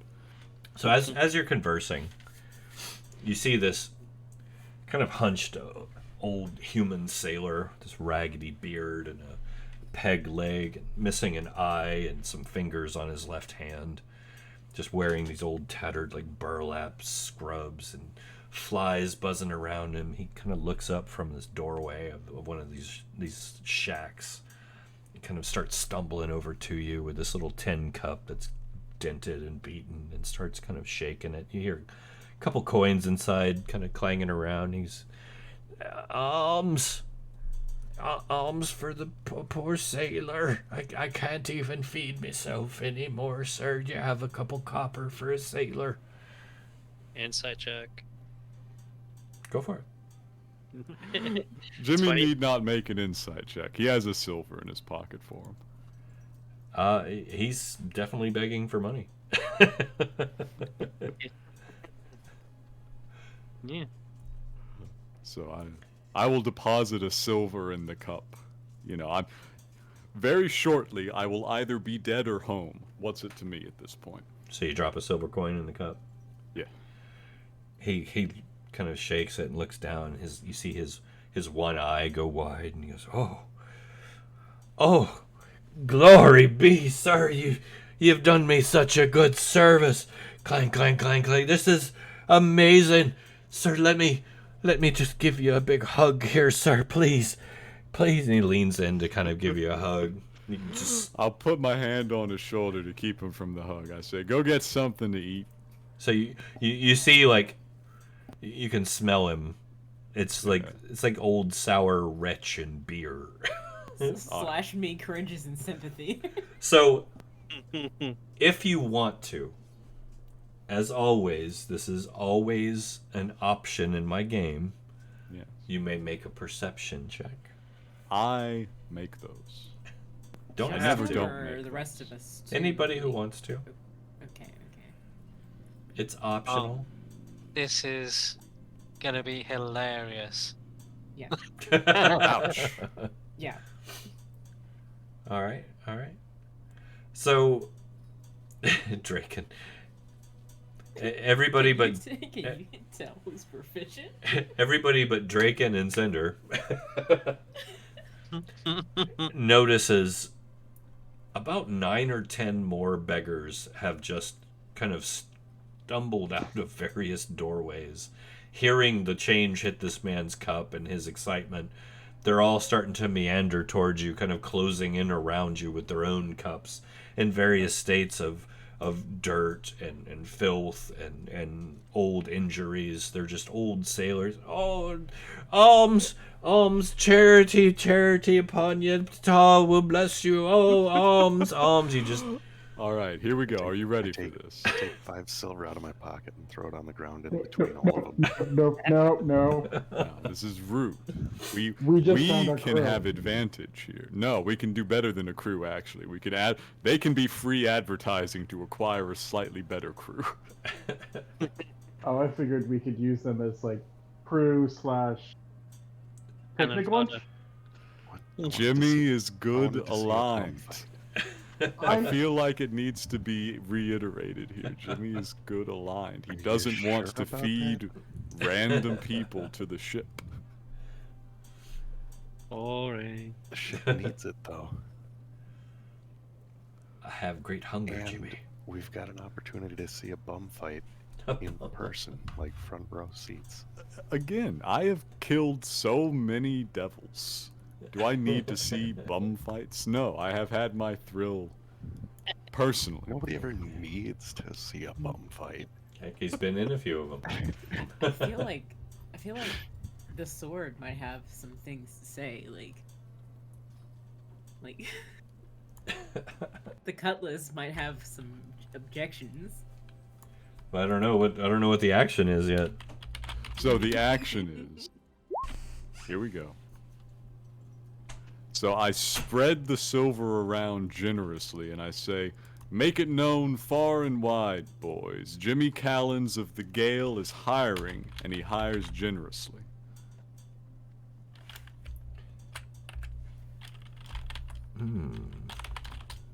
Okay. So I'm out, what, 10 silver? All right. And is anyone else doing anything as he's doing this?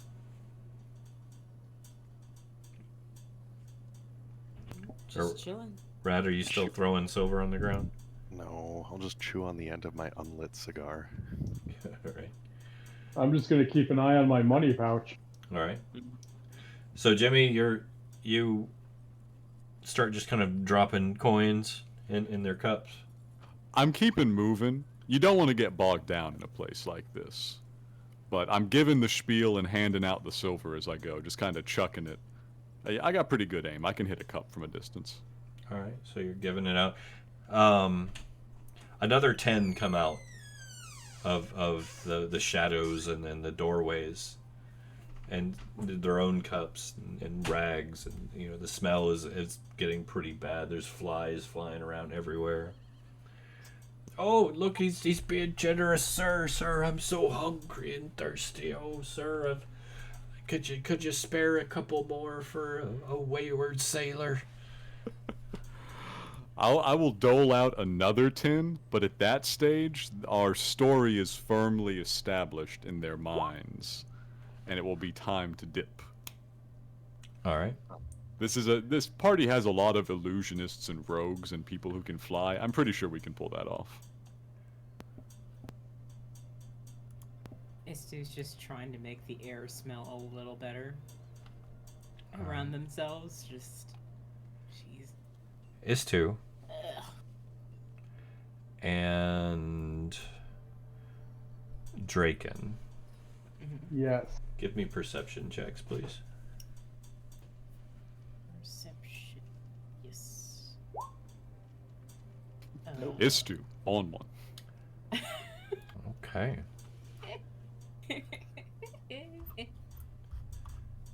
All right. Now, because it would be meta to say anything, or to react on this, neither one of you are aware of this. Okay. But Istu, your component pouch is gone.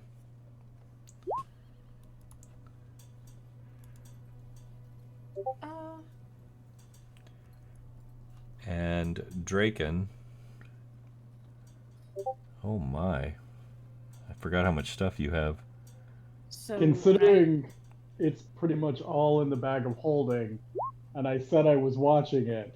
Good lord. Yeah, but your perception roll said otherwise. Do I get an advantage on it? Only thing, if it's all in the bag of holding, it would not be accessible. It is everything in the bag of holding. Pretty much, other than objects that are just too large to put in it, like the staff. Okay. Nothing's in your belt pouch. So Not when really. I tried After- to cast Minor Illusion, that didn't work? Well, hang on one second. Okay. So nothing is in your belt pouch? Not really. Not since the fire. Okay. It's Everything's being kept in the bag of holding. Okay. Other than, yeah. Well, in that case, your belt pouch is missing. I don't even. All his clothes burned away. He really doesn't. No, it's all good. Like, I'm not trying to steal anything too. These are beggars who have some pickpocket skills that just hit you. Yeah, I'm just figured. trying to figure out how that What is your illusion of you? I don't think you said. Minor Illusion has a material component of fleece, and I said that I was trying to make the air smell better around us since there's so many people. Mm-hmm. So yeah, you pulled the Stink. component out to cast the spell, and then somebody snatched the pouch. Okay. And there's no Well. change of weight, like No, you wouldn't have noticed that. with the 20, I wouldn't have. Okay. No, that first roll was for you there. If you can see my rolls, not including their bonus. Jeez. It was close. It was close. They have So rolled well. unfortunate, yeah. All So- right. Now that it's getting more of a pain in the ass to move down the street, Yeah, you're getting crowded in now.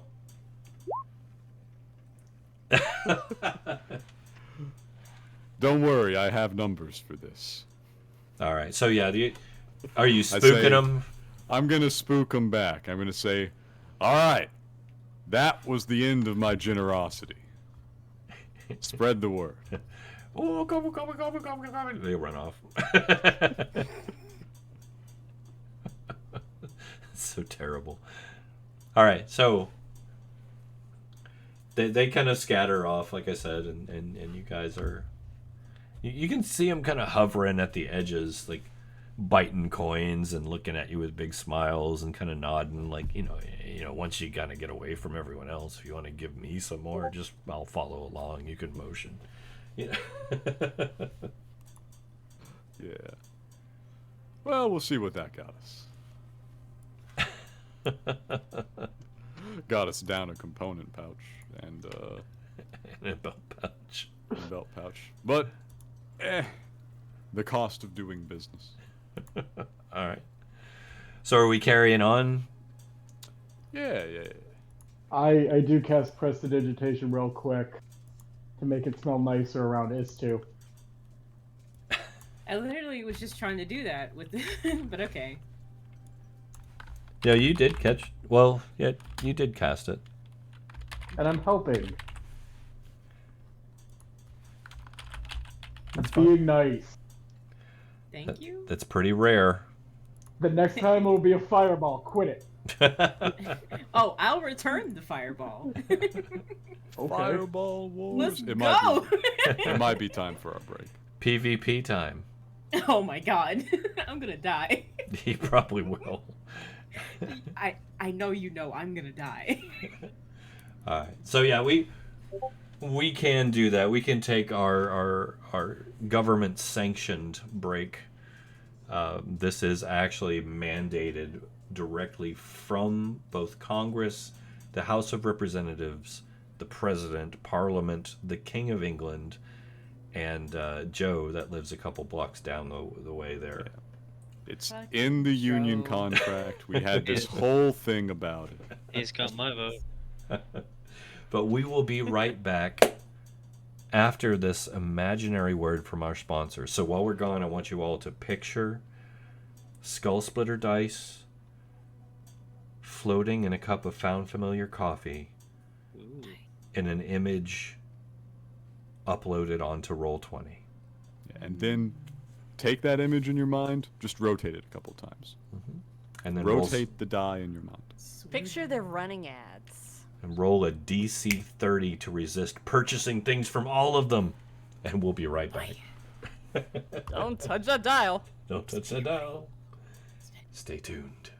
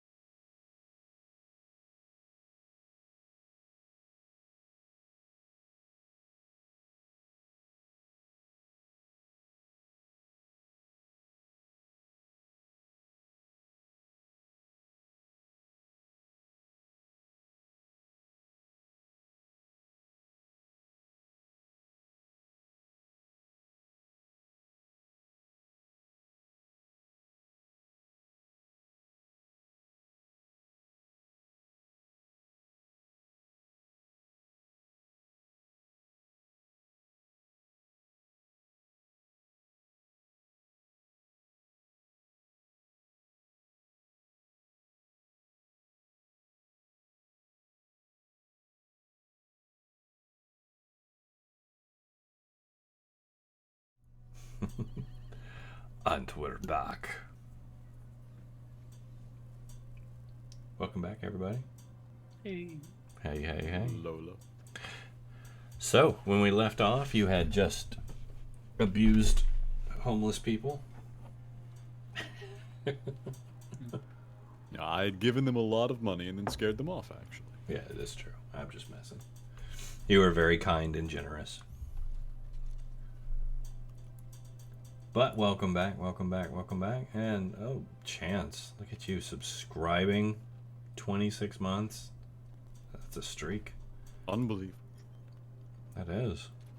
I mean, you'll never be as cool as Cranky, but still, it's appreciated.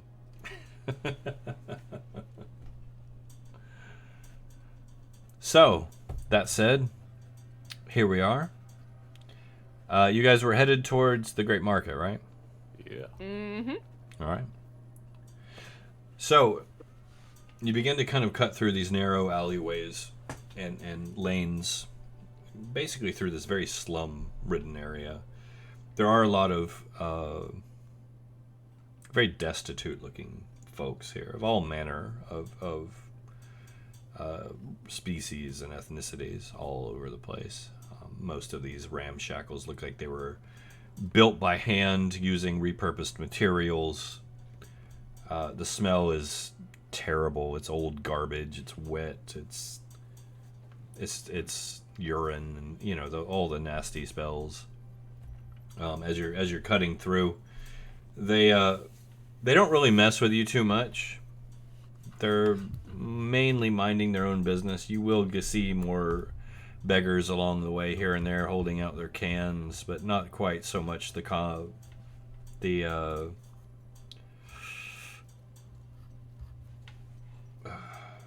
thickness. No, brain malfunction. Happens. Not quite as many in one place. Not as blocking the road. Yeah, they're not blocking the road. Yeah, so we'll steady at it. It's a fairly uneventful trek. And eventually, the narrow lanes kind of begin to open up slightly. And you begin to hear and smell the market ahead long before you can actually see it. You hear the din of many people talking and music of all various types being played in various places, as well as the smells of cooking meats and fruits and alcohol you can smell in the air very thickly up on ahead as the lane widens about twice as wide as it was and curves around, opening out into a vast tinted market up ahead. Reminds me of home. It does a little bit. Here.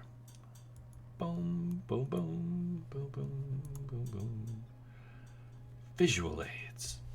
Nice. So yeah, it's this huge market, bustling with activity all around you.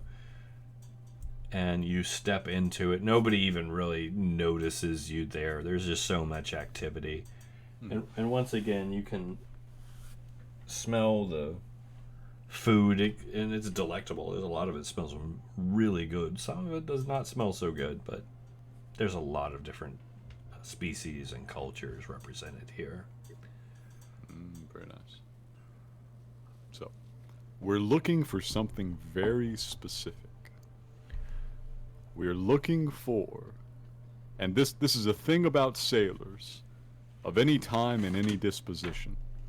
They love a story that's about 90% bullshit. Fair enough. That is true. We are looking for a congregation of loud people telling completely unbelievable stories to each other at a yell. There is actually a lot of that going on, to be Perfect. fair. All over the place. So you step into the market proper? Into the market proper. Ideally, we'd be able to make a quick visual check of the people and see that, you know, these are bullshitting sailors, not bullshitting longshoremen or bullshitting merchants or what have you. Mm-hmm. Okay. So, now just to point out first, that's a hard distinction to make, just at a glance. I got a high perception. I got a high insight. I'm willing to make the attempt. Fair enough. As far as picking out someone's exact profession, the difference between a longshoreman and a sailor, though, you got to listen to the stories is the trick. You have to listen to them for a while. So they're telling tales about being aboard ships in distant ports of call. Good chance. That'll take some time. A slow move. You're not just, picking them out, obviously. Mm-hmm. Psychically. You're not nil. No. No. No one is. Once upon a time, we had somebody who knew that trick, but they busy. So, as you're focused out, you're listening in and kind of picking up scraps of story and whatnot here and there. Jimmy, I need you to make a disadvantaged perception check, please. I have such terrible news for you. 23. That's terrible. Yeah, that's 1 point higher than the worst I can roll. That's terrible. So, as you're focused outward listening, you nearly trip over a halfling. And she looks up at you. He goes, "Oi! Watch it!" I catch my balance. And I say, all right, I will, but you probably shouldn't lay in the road. Lay in the road? Excuse me. And she looks up at you and kind of shoves the girls up in her bustier a little bit. And fixes her hair and puts her hands on her hips. She goes, "So, you as long as you are tall?" Not in the market for that, sadly. I'm here to hire big burly dudes. Oh, you go that way. Unless you're a sailor. Are you a sailor?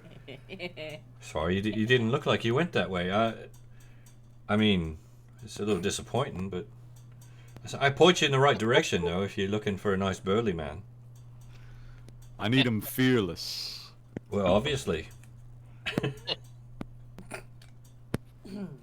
I need him foolish. Oh, but don't we all? And we're back in Wednesdays. And I need him willing to sail on a ship, and I need about 20 of them, actually. She's gonna get the wrong idea. It's a very specific kink. Ist looks over at Jimmy and then opens their mouth as if to say something and then just... No. Bren will step up by Jimmy and will say, "We're looking for a ship crew. He's already spoken for." That we were just having the discussion about this. You know,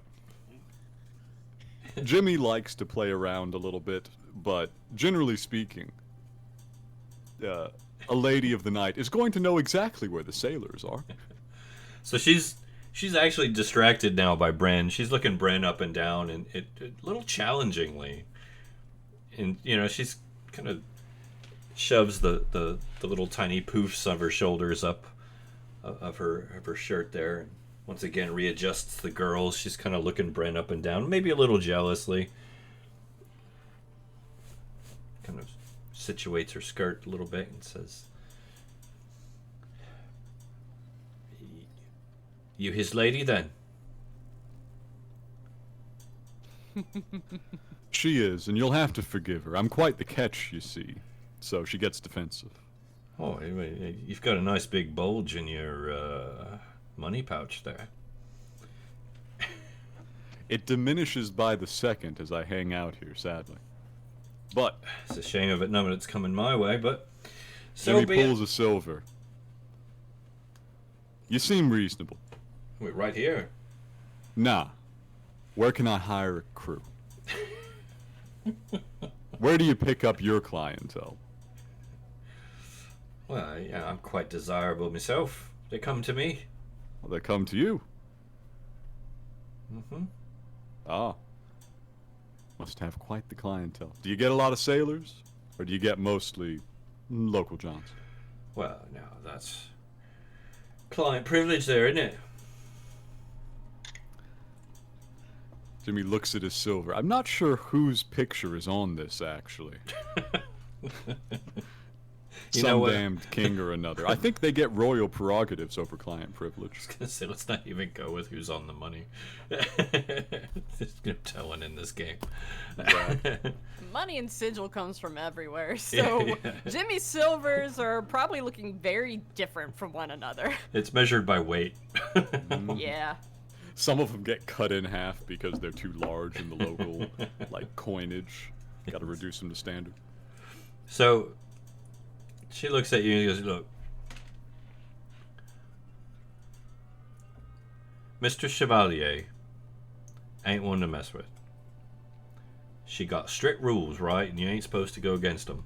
So I'm not going to. Jimmy pockets the silver again, he says, well, far be it from me to make go against the boss lady. I would hardly do so myself. But, again, you know, maybe watch out in the street. Those of us with long legs, you know, we tend to be a bit clumsier. Bet you got a lot of long things there, don't you? And I make to move on. This is a dangerous place to be. Bad for the old coin purse. Yeah, so she shrugs. She doesn't stop you. Focused in. So we're back to the old listening game. We're trying to home in on a crowd that has a particularly high concentration of seafaring tales. All right. So you're moving through, and keeping in mind this market from end to end, and it's a rough square. We're looking at about a kilometer end to end, right? It's a big square. And there's people hawking wares and selling foods and textiles and luxury items. There's ladies of the night. There's urchins and orphans. There's beggars and people walking around with signs. There's a weird-looking half-orc selling insurance.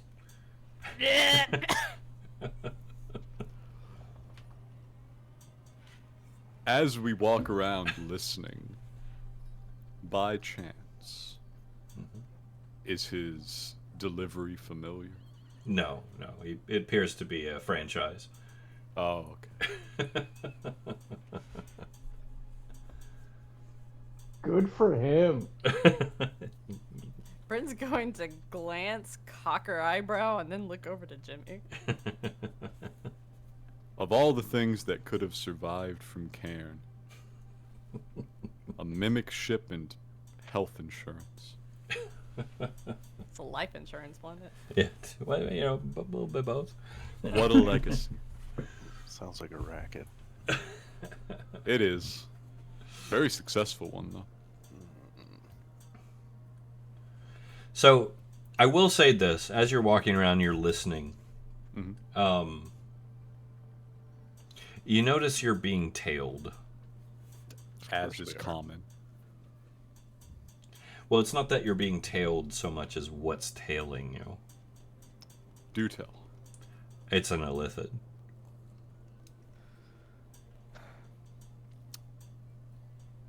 You know what? Is it looking for work?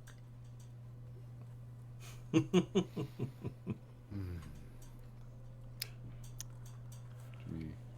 licks his lips, he says, should we? Right here? Can we duck off see if he follows us into an alley or something first? Just to get a little... Can we get a little space? It's No, funny. We keep it out in the open. It's funny you said right here, and all I could think of was, do I need to bring Genevieve, the halfling lady of the night, back? Exactly. we call that a callback joke. Ah, fuck it. I'm not afraid of these guys anymore. I've already killed their god. I just turn around. All right. You turn around.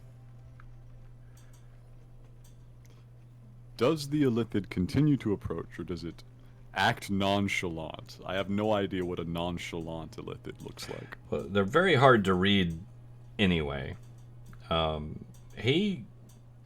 Whatever, continues to walk forward, unfazed, and just steadily begins to walk past you like you're not there. All right, I let it. Okay, he keeps going. All right, now we follow him. All right. I'm kidding. We're not going to follow him. We keep up the business. All right. I give him the evil eye as he passes. Well, he gives you the evil eye back, but I mean that's pretty much standard for them. It's an Illithid. They don't have non-evil eyes. So yeah, he carries on. All right. Have we had any success yet? Up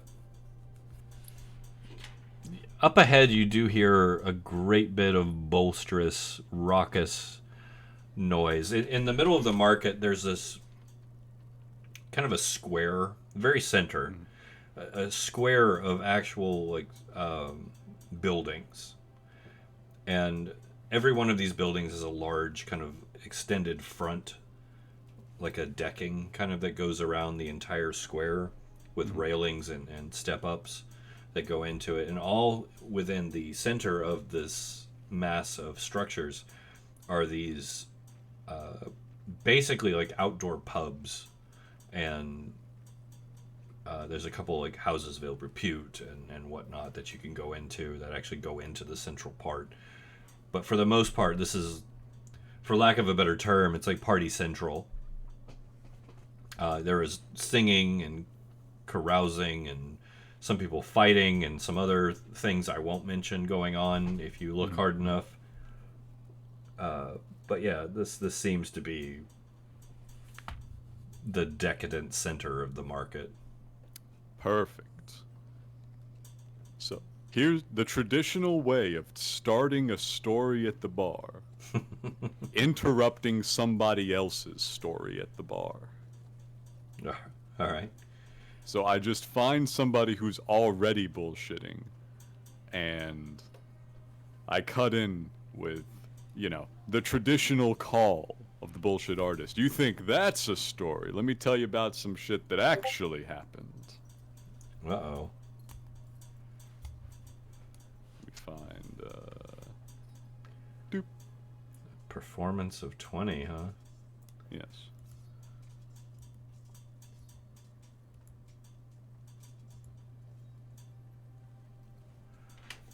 All right. So a couple of them kind of turn around, this little group that you've approached. Mm-hmm. And they look at you like, okay, what you got? I look over at Draken. All right, we hit him with it. Well, two of them kind of look at you and then turn back to what they were doing. The last one steps up and kind of gets in your face a little bit and says, "You interrupted my story." Jimmy, you interrupted this nice man's story. I throw a coin to the bar and receive a beer to hand him. I thought you might want to hear a better one. Your mouth seemed like it was getting dry. Here, take this.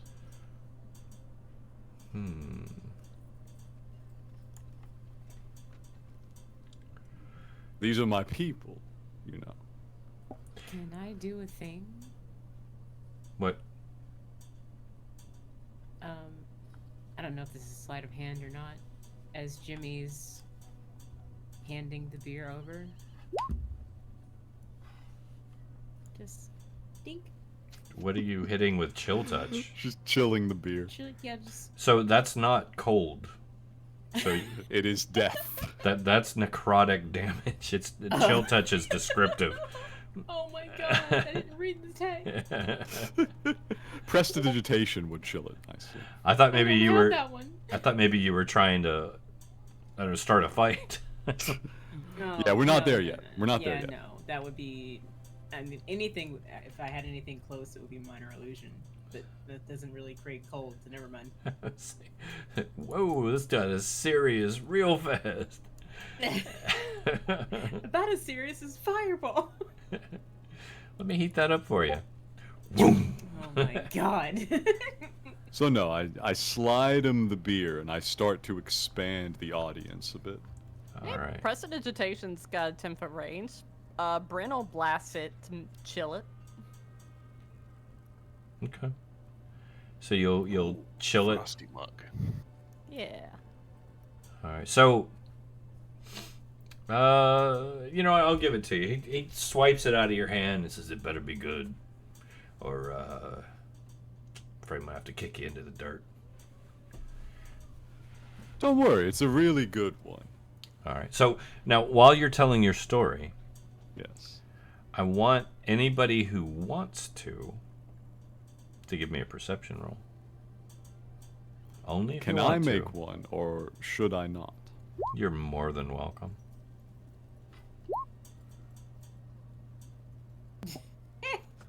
Look at the couple here. Embiggened.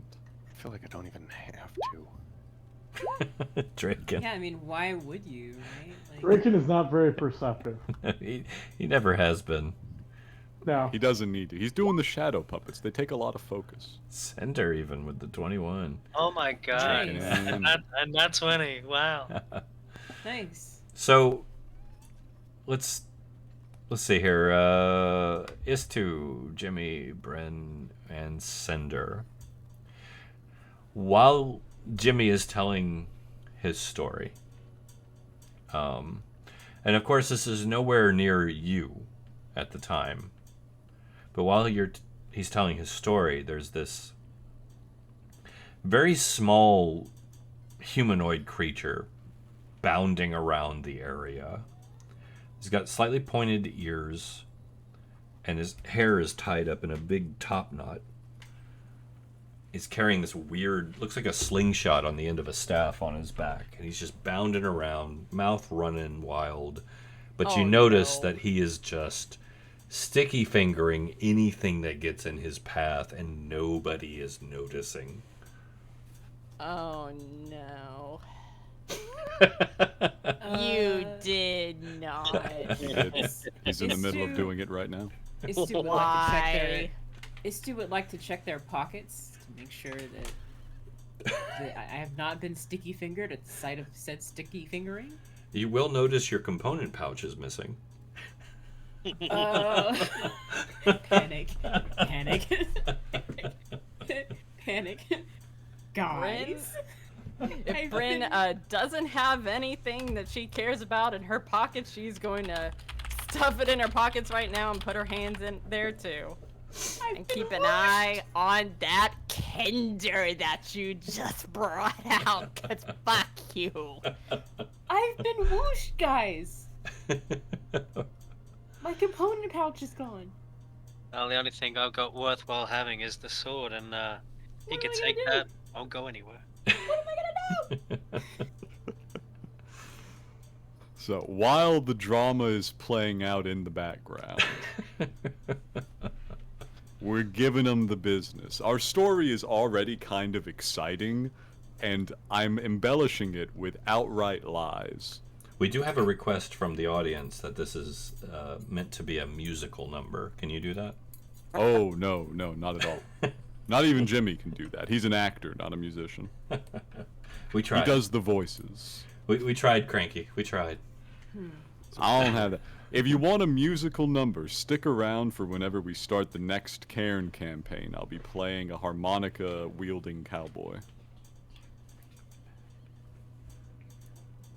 Jimmy, though, he doesn't sing.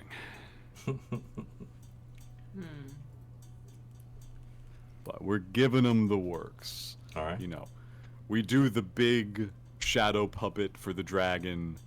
We work in the tales of Sigil. We get all the way up to the end. We say, now, for want of a crew, we've come here. To travel the cosmos itself. Crack our way back into home. And then we'll hit him with the big boy. The razzmatazz. The razzmatazz. Yes. I have a bardic inspiration on top of that. Yeah, Nice. sure. All right. Roll a d12. Those are good. Okay, so A lot. The roll is a lot. it is. 34 persuasion. So you'll convince these, we'll say 6 people, to hire on. They do want to know how much you're offering. Well, I've Just kind tell of him got it's him on the competitive. hook here. Just tell him it's competitive. It's competitive. Nah. These are sailors. That's not going to mean shit to them, for one thing. We're making modern steps here. No, I know that if I offer them too much, that'll be suspicious in and of itself. But if I offer them too little, they will jump ship at the first opportunity. I'll go with 3. 3 gold per day? Yeah. Okay.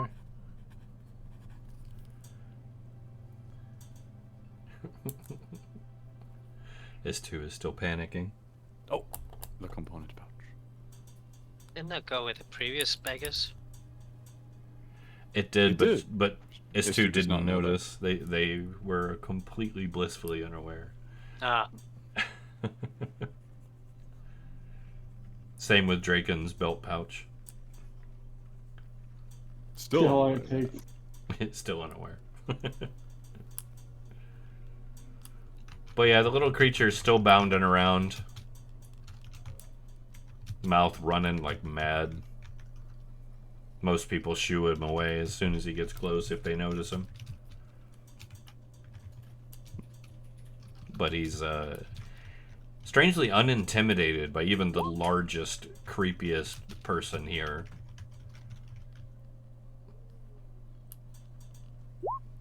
As is usually the case, we may well be the most dangerous thing.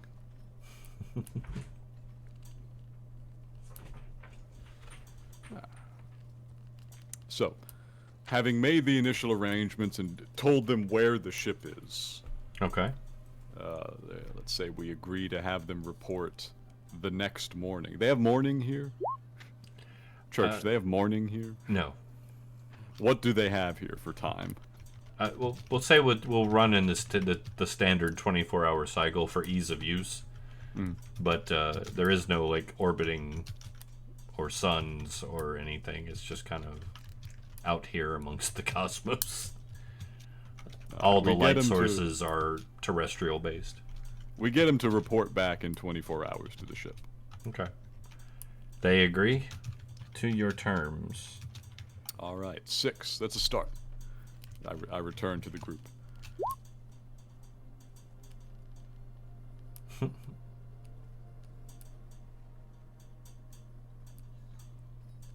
Uh-oh. Suppose you have this too.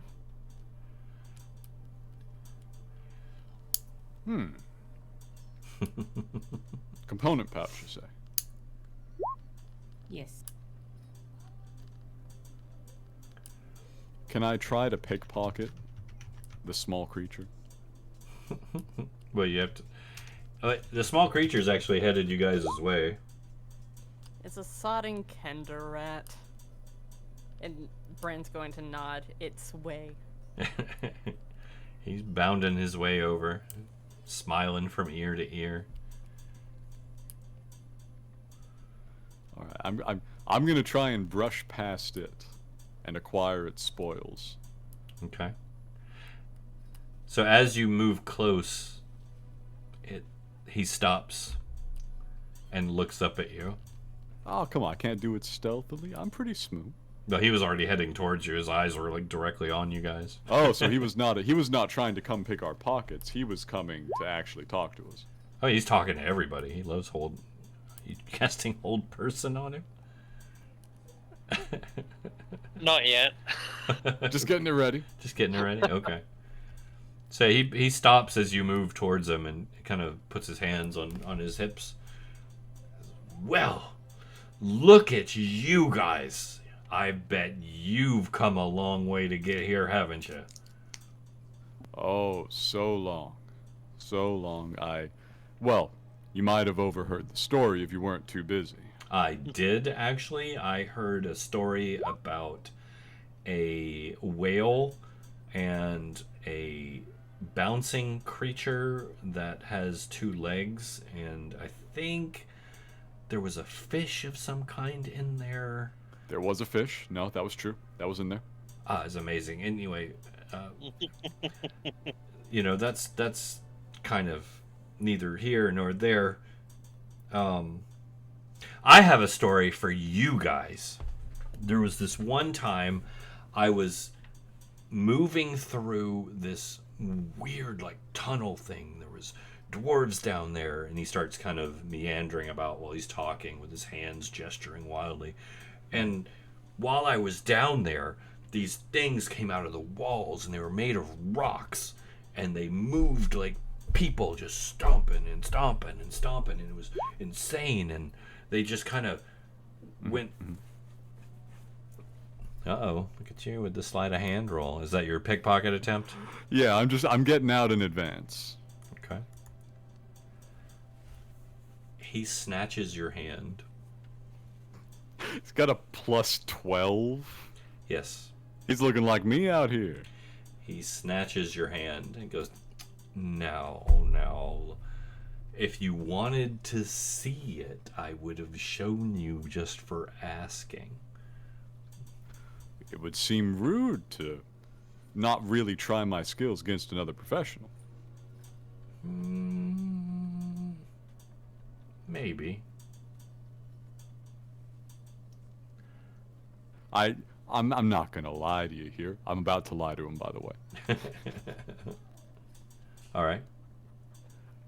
I had to know if you'd noticed. You did such a good job out in the crowd. I just had to know. What did you have to know? If you'd spot it, I'm real rusty. I haven't done this in a long time. Done what? Tried to be faster than somebody's eyes. Well, I mean, You got sharp eyes, don't you? I see a lot of stuff. You do see a lot of stuff. Have you seen a little bag about yay big? Got a bunch of random junk in it. Came off my friend over here. I gestured towards this too. Oh, maybe.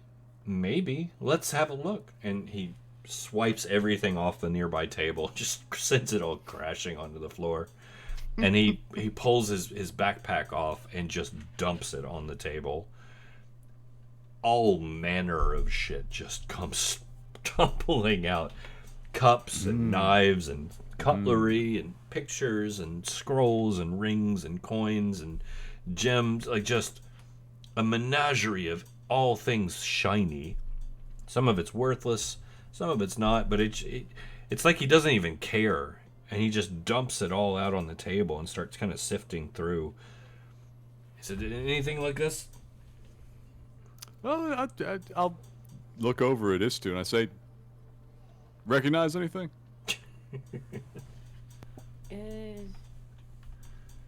Istu is torn between going to purchase one and looking to see if the small being has one. They've got like 1 foot on the path towards the market, but they're still keeping a careful eye on all the stuff being dumped out to see if there is one that looks familiar. Does this small creature have a? If yours is in the pile, pick it up. Otherwise, right.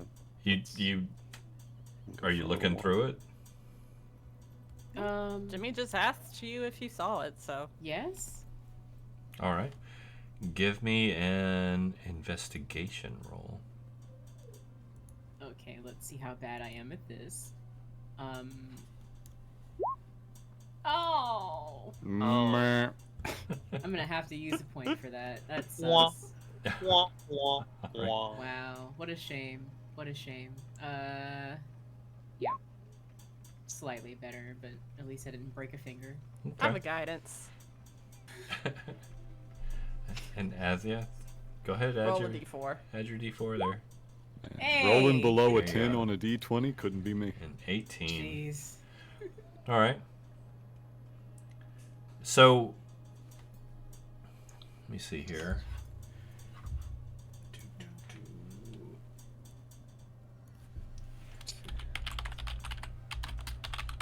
So, you start sifting through this junk, right? Mm-hmm. And there's all manner of stuff. It's insane. But as you dig through, there it is. You see your little pouch. And I know this is mine because of the order of the contents. Sure. You recognize it. Okay. Yeah, this is definitely. Do you just? Okay, this is definitely mine, so I'm gonna take this back. It's such a good thing that I found it. Imagine if you'd have lost it. Is it important? Can I insight check the small being? You're welcome to. At that statement, Bryn's just going to roll her eyes. He Yeah, seems yeah. completely earnest. Yeah. Although- it would have really sucked if. Yeah. He's standing there as you're talking to him, thumbing through a little book. Mm-hmm. It looks like a lore book out of your scholar's pack. Oh my God! Give me. Hello? I grabbed that. Oh my God! Hell. I have What? so few things. What's Why the- am I the one that you continue to? What's Okay. the matter? I get the scholar's pouch. I get the book. I put the book into the scholar's pouch. I see it go into the pouch. I get the component pouch. I put that into the bag as well. I'm literally like physically placing everything in my inventory into one bag and putting it in front of me and holding it to my chest. Literally, like the suit is on my body. I can't be robbed of that. God damn. So he kind of nudges you, Jimmy, and says, "That one seems a little high strung." They're defensive about some of those things. But, I'd hate to see the pile get too much smaller. I'd feel a bit bad about that. Jimmy digs around for a second. Listen, have you ever seen these before? These are very important. He pulls out a small leather case with a little flap on the front. And he opens the leather flap. He says, "These are math rocks." He's pulled out his dice set. Where was your dice set? I have a bag, an actual backpack. It was most likely in there. Okay. Let me check something real quick here. All right, if you want him to have stolen it from me, then he's gonna have to be beating some perceptions. There's something going on here. Yes, he's got a very good magic trick, I think, actually. So yes, your math rocks are missing. I pulled them off the table. They are on the table. Yes, I pulled them off the table, and I say, "Here, have you seen these before?" No, never. No, have a look at these. These are math rocks. Wow. I opened them up. They're actually quite nice. So he takes them and starts flicking them through his fingers, kind of rolling them back and forth, doing these little dexterous movements with them. They're very pretty. They are, and if you get very good with them, you can get people to give you money. Sometimes they get mad at it, though. What about that? He points at your sword. Jimmy just kind of rotates his hip. And he says, he's a bit ornery, honestly. What? Yeah. No, I get that, because, I was going to look at it, just look, because I'm curious. It looks really nice. Of course. But it bit my hand. Yeah, he does that. You're lucky you didn't get the sharp end. It's very rude. Well, I think that's kind of his business, don't you? So he starts scooping everything back into his bag. As he goes, I'm just going to pick out the stuff that's definitely mine. I'm sure there's a few things. Yeah, Bryn's going to look, see if any of her things are in there too. So anything that's not in a bag of holding, you'll find a few of those items in his belongings. Every time you do, though, he just oh wow, I must have picked that up. You should be more careful. Anything that any of us are wearing, because No, nothing that you're actively wearing. Okay. Bryn, she doesn't have much on her, but at the moment, because she left a lot back on the ship, but anything that she sees of hers, she's going to grab it, because no. He doesn't stop you. Yeah, as I go, the rest of it I help him shovel back into the bag. I'd like to inspect the bag.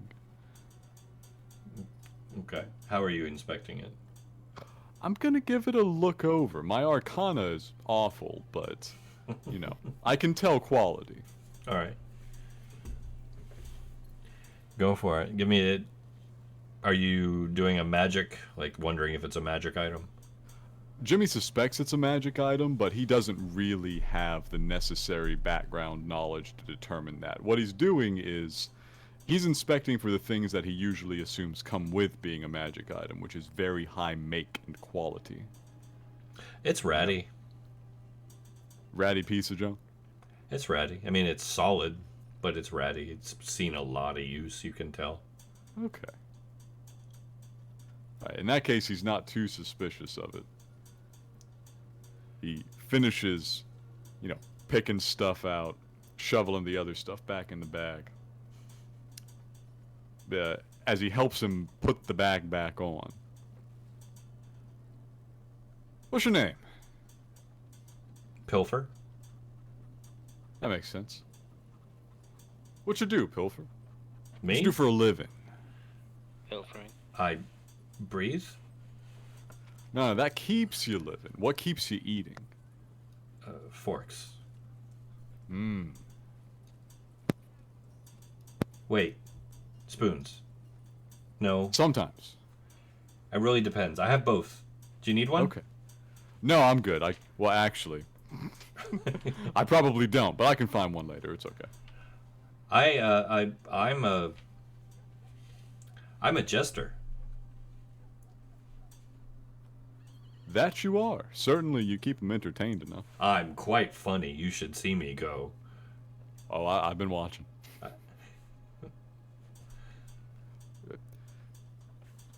Pilfer, you deserve better. You deserve better than to be stuck with me, so you have a good one. I heard Get you out were there, find some hiring cool stuff. sailors. I am, but you're a jester and not a sailor, aren't you? I can do all kinds of things, and I love adventure. It's real dangerous out there. What was the name of your ship?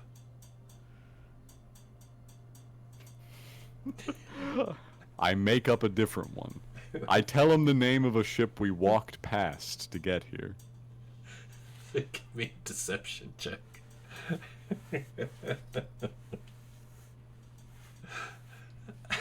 Let's see. And take a guidance on top of that. Okay. He seems like he believes you. Yes. 29, yeah. What? So, when are you leaving? Still taking on crew. Could be tomorrow. Could be a week from now. Probably longer, honestly. Week to a month. That's perfect then. I should really sign on. I would be so useful. I don't know about that. You know. Come by. Come by in a couple of days when we're getting ready. Well, we might put you through your paces. Well, why don't I just stay with you now? Well, we're not going back now. I gotta hire more people. I'll help you. I'm trying so hard. He does not deserve to meet with the awful fate of having to do anything with us. God. Everyone's like, go away. Can you imagine, like, him with the angler? He would piss off the angler so fucking much. Just randomly walking around with the angler's fucking abyssal halberd. I'm more. He's gonna end up below decks and get eaten. He's just Also gonna wander dangerous, down yes. there. Possibly. He deserves a better fate. Right. Let me think about this one. It's coming up on midnight here. All right. It might be time to check out for the evening. That's perfectly all right. We can leave this as our cliffhanger. As Istu gleeks. So we can leave this as the cliffhanger. Will they manage to shrug off this Cinder?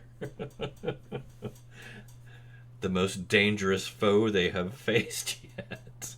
Jeez. Most annoying. Sheesh. I Nothing can't believe you safe. threw a fucking Cinder at us. My God. Oh, not just any Cinder. This one has like, what's the inverted bag of hold? The bag of taking? Just waiting for this dude to be like, "Can I have your name, please?" This Oh, your name's Jimmy? Thanks. this is That's mine now. Yoink. Yoink. this is a Cinder jester named Pilfer Nosepicker. Flawless. Perfect. And he's special.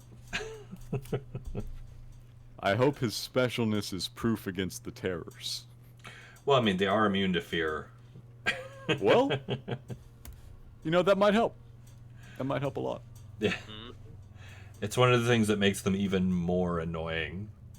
Because you can't intimidate them. I will kill you. Why? Because you're annoying. Why? Because I hate you. Why? Hit him with the business. Nah, we'll deal with that later. But yeah, we will come back to this in 2 weeks' time when we return to Scuttler's Rock with Sigil Confidential. Keep in mind that Wednesday we're back on the Tomb of Annihilation. Thursday we have Wild Beyond the Witchlight. Friday, I believe we are returning to Star Wars, which is always a riot. Mm-hmm. Sometimes literally. Yeah, we've done a couple of those. And then next Saturday we will be back to the world of Cairn. Things are getting very interesting there as we are in Stonebridge. Had a very interesting little reveal last week concerning a former character. And of course, before we go, a big welcome back to Simon. Yes. Return. It's good to have you back. Simon will be joining us also in Cairn. Possibly soon. Possibly soon. We will see. No spoilers as to what he'll be joining us with. I'll let you wonder. Secrets. But it should be a good time and very interesting. So, stick to the Discord. A bunch of one-shots and other fun stuff coming up in the future. Both already planned and in the planning. I'm getting ready to move to a new place at the end of the month. Once I get settled in there, I'm going to start shunting out some one-shots. Going back to old edition D&D and some other game types as well. I'm definitely going to run another Toon adventure in the future. The cartoon role-playing game, it's always a laugh riot. In fact, that's how you earn XP, is by making me laugh as the animator or game master. So it's always a good time. So stick around, stay tuned. Thank you for joining us. We'll see you very soon. Good night, everyone. Good night. I am going to raid somebody, but I'm going to go to our closing screen because Prim made it. It's amazing. So stick around. We will be raiding. But yeah. Yes. Thank you. We will see you all very soon. Good night.